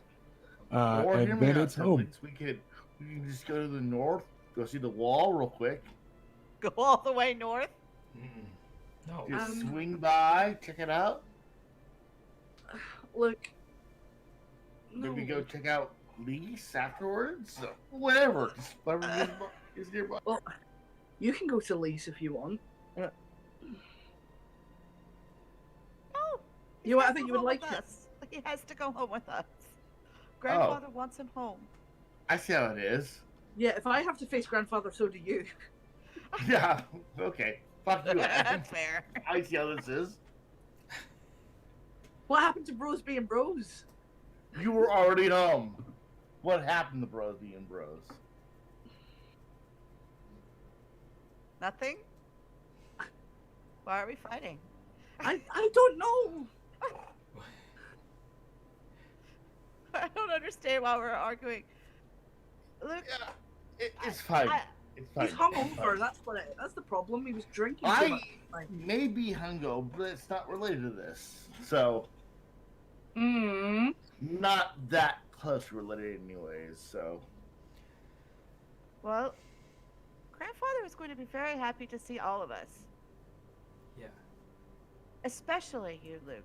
Because Bela and I have just been there under his feet. Yeah. And even he I was just there saw- for a couple of days like, before you we got to see before we Adam left. already. Yeah. And now, you're like a bright, shiny coin. All new. So, I mean, a little tarnished, maybe. he's going to be very happy. He will be very Yeah. happy. So, Okay. stop You expecting just point at me. the worst. Yes. I'll point right back at you. How dare you? But okay. But okay. And I'm the one with the marksmanship, so my pointing is going to be more accurate. The fair point. Exactly. I think Finger it'll be guns. all. Okay, but just in case it comes up, I want you guys to memorize a few phrases like greatest night that ever has been, and similar to whatever Look. comes up. Look, if grandfather has anything negative to say about you, we will be there to defend you. But he will. But I still- don't think he won't. I don't think he'll be upset with you. I think it'll be fine. You've done us proud. he. Okay. Yeah, it's fine. I'll tell you the Let's do same this. thing I told Oris a few days ago, Luke. Dreading things doesn't make it any easier when they finally happen. Living your life that way is no way to live. And Adam like. and that's all I have to say about that. So if you choose I just don't want to. I don't want to be a person who you all hate. Look, we don't hate you. So don't be a dick. Now, Raina, let's try not to laugh at our brother's legitimate concern. It's No, she's right. Which is a joke. Ha ha ha ha ha. yeah, You- but seriously, we don't. As far as I'm aware, none of us hate you, and it's fine. Why would we? He asked, you know, like at the like that private feast that the king invited us to. He asked me the same thing as well. He asked me if I hated him, and I'm like, no, of course not. But Like, you asked if you hated me? No, After you tried to I'm so sorry. like suggest that Oris take the black, and I sort of told you off for it. And you asked me if I hated you, and I said, well, no, obviously not, because we might have some minor disagreements, but that doesn't mean that we hate each other. We don't hate you, Yeah. Luke. Nobody here hates you. No. Quite the opposite. I mean, Oh, okay. Okay then. And we'll say it as many times as we need to as many times as you need to be reassured. I don't need to be reassured about shit. But, yeah, okay, thank you. I'm Wow. sorry, I can't stop. Fuck me for trying to be nice. Oh my god. Okay. You know what? I'm just gonna go and sit in the Thank you, carriage Adam. because I'm incapable of saying the right thing. Adam, thank you. Mm. Not at all. Hey, Luke. Okay, one Joe, thing before left. you leave, one more thing. I like put my hands on his shoulders and look him right in the face. Super serial sister time. Okay. Okay. Not only do we not hate you, Sir Lucaris, we love you. You're our brother. We love you. Now, Thank you, sister. good. Get on your horse. Get to your place at the back of the line. Let's go. I'm getting you on coast. I'm My- going back to the line like you. My demand. assumption Yes, thank you. was that this was actually happening like while you guys were like riding along anyway. So making some progress. Looking at the line, he will say nothing, nothing further. So. He's so cute. I mean, I feel it, I feel it. Yeah, I'm just banging horrors back here. It's all fine. You guys don't talk with me, please. Badass knights can have insecurities too. No. No, he doesn't need our reassurance, goddammit. He doesn't need us. But he does. But thank you. You all work sit away.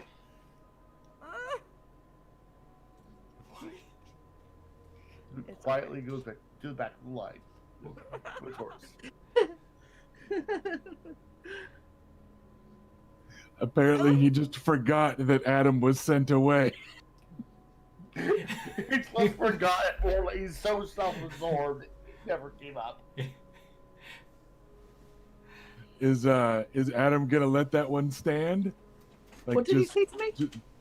He said you all weren't sent away when like Adam was. Oh, okay. So, Right, like, okay. that- Excuse me? Who got sent away further? You or me?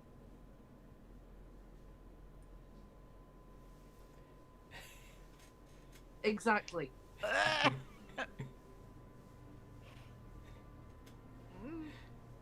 Do you feel that way, Adam? You feel like you were sent away? You're the younger brother. You had to go square somewhere. Do you feel like they got rid of you? Well, Because I never felt that way. I felt like you were doing your job, but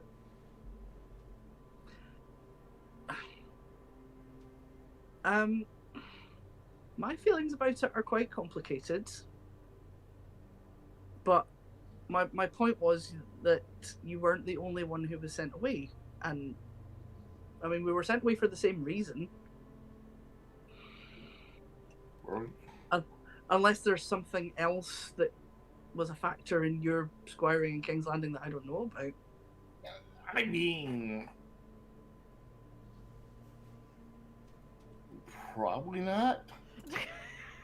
Well then, and also it's not a competition to see who can be the most miserable, because you will not win that one.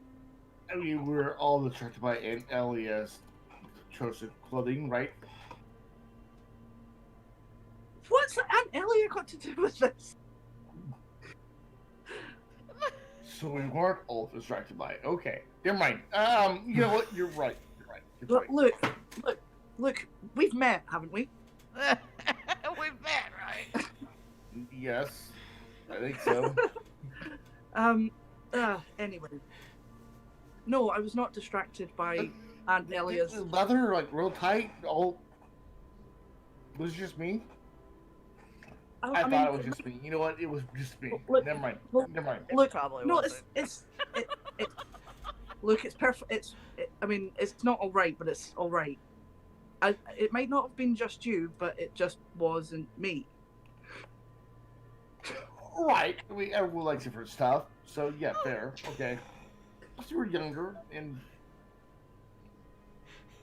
Yeah, well, never mind.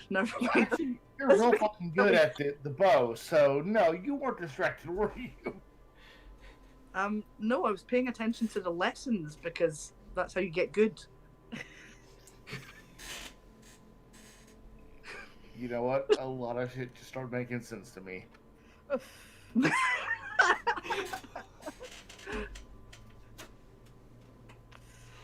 Look, right. I mean, I can see whatever my issues are. I am surrounded by my siblings who understand. So, thank you all. yes, we have varying degrees of understanding, but what When matter? grandfather kicks me out of the house, you can all say something positive about me. I mean, he won't kick you out of the house, and even if anyone tried, we wouldn't let that happen. And Really? and you know, when we're kind of not sort of traveling and we have some more time to be in private, you know, we're here for you if you want to talk about the complicated feelings you have about, you know, being sent away. Because you clearly seem to have some unresolved things there. I don't understand what you're saying, so you're lying, but okay. All right. Let's fucking someone else. Let's talk to grandfather.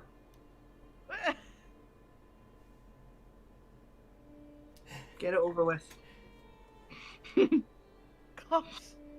Damn, that's a lot of internal pressure I didn't know. And we'll look.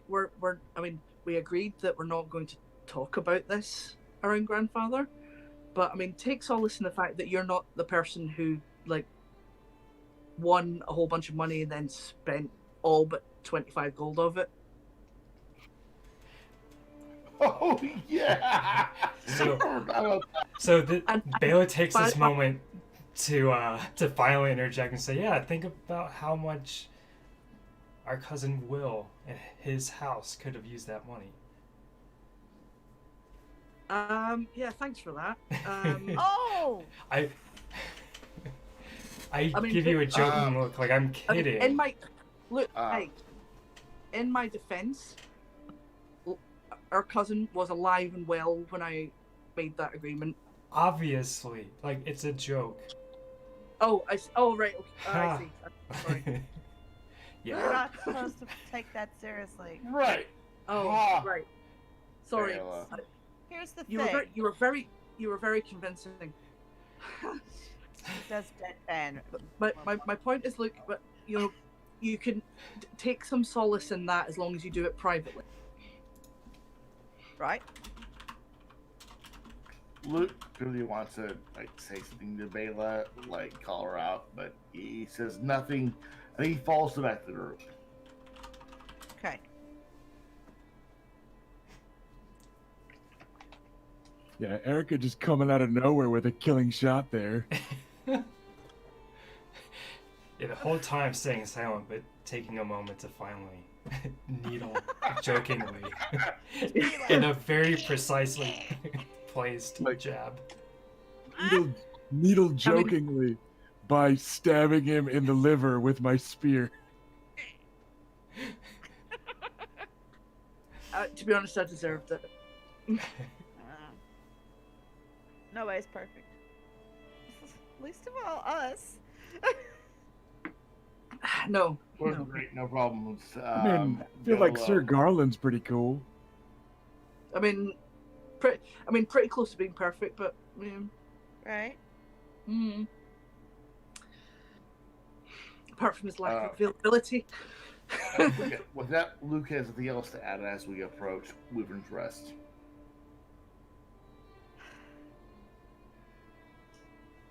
we will pick up the pace. All right then. You make camp on that last day of travel that you'll have to. Again, everybody spreads out to their little tents. You keep a lot of people on watch and that sort of thing because the Vulture King is lurking and he hasn't struck you yet. Not sure why. Not sure if, not sure when. But your guards once again make it safely through the night. And in the morning, you head out a little bit more spring in your step, a little bit making good time because you know you're going to be home by nightfall. And if you hurry a little bit, you'll be home that much earlier. And you're in this last stretch when, especially for Bela and Reyna, the stones are becoming reassuringly familiar. You know, you've ridden these trails to hunt bandits not long ago, which may be in another bittersweet memory that led to Sir Vannon being knighted. So there's that, you know, but you're getting onto the lands where you have strong memories of them and where the terrain is comfortable and familiar and you know you're less than a day's ride from home. You know, that's just a different type of feeling being at the end of a journey home. So you're making your way through the mountain passes. It's still high territory. It's still, you know, steep drops on one side, high mountain ridge on the other that could have hidden archers on it. It's still not quite exactly comfortable, but it is spicy Dorn comfortable, right? It's the type of tension that you're used to, and you're on Nymaryen lands, and that just feels a little bit different. You know, the redstone here is yours, and that is your blood, or blood that you have spilled, that has colored these rocks, and that's a different vibe, right? So confidence is high, morale is getting a little bit better on that day, despite the looming concern of banditry. It's infectious throughout the whole group. Like they know that you're getting closer. And as you are the leaders of your caravan, it spreads throughout everybody. And Lady Alisane starts to sing a northern marching song to get spirits up there in this last little bit. Fucking nobody knows the words. Like nobody else does. It doesn't occur to her until later that no one's ever heard it, you know. And it's that sort of thing. Even me. Okay, you have because you've been in the north, but no one else does. I'll join in then. So yeah, you can sing along, but like nobody else like knows that song. They just know that she means well, and people are kind of roaring along with it, you know. And spirits are high, and you round the last bend before Wyvern's Rest is in view, in all of its redstone splendor. This, you know, large keep, this nest of the sandy dragons, or those Dornish dragon fuckers, as King Robert has referred to you of late. And that's home, and that's safety and security, and that's the distinctive style of House Nymaryen, with a couple of those big banners waving in the wind on either side of the gate, and just barely in the distance, you can hear a horn blowing, and the gates start to swing open, and then you hear Bessa of Fleabottom at the front wagon go, "Core, well, I'm guessing that's the bloody place then." And we're gonna cut right there. And we're gonna come back in 2 weeks. So hopefully everybody will join us as we come back to Westeros for episode 22 of A Sea of Spears. We'll be back here in 2 weeks' time. We're here every other Sunday afternoon, 3 o'clock Eastern. And if you check us out on YouTube, you can find all those earlier episodes. So thanks, viewers. Thanks especially these extra viewers that we picked up.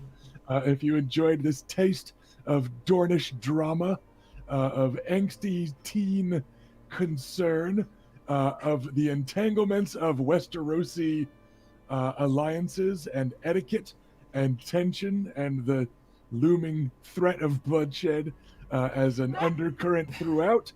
Hopefully you'll come back and join us, and hopefully you'll check out some of the back episodes and get even more of the story. But thanks for coming by, everybody. Thanks for joining us. Grandfather next. Yep. Yes, next episode we'll certainly be picking up with Grandfather Maekar Nymaryen, the Lord of Wyvern's Rest, just chatting with you guys about your trip to King's Landing. So we'll see everybody back here in 2 weeks. Thanks Bye, for coming by, everybody. Bye. Bye. Bye-bye.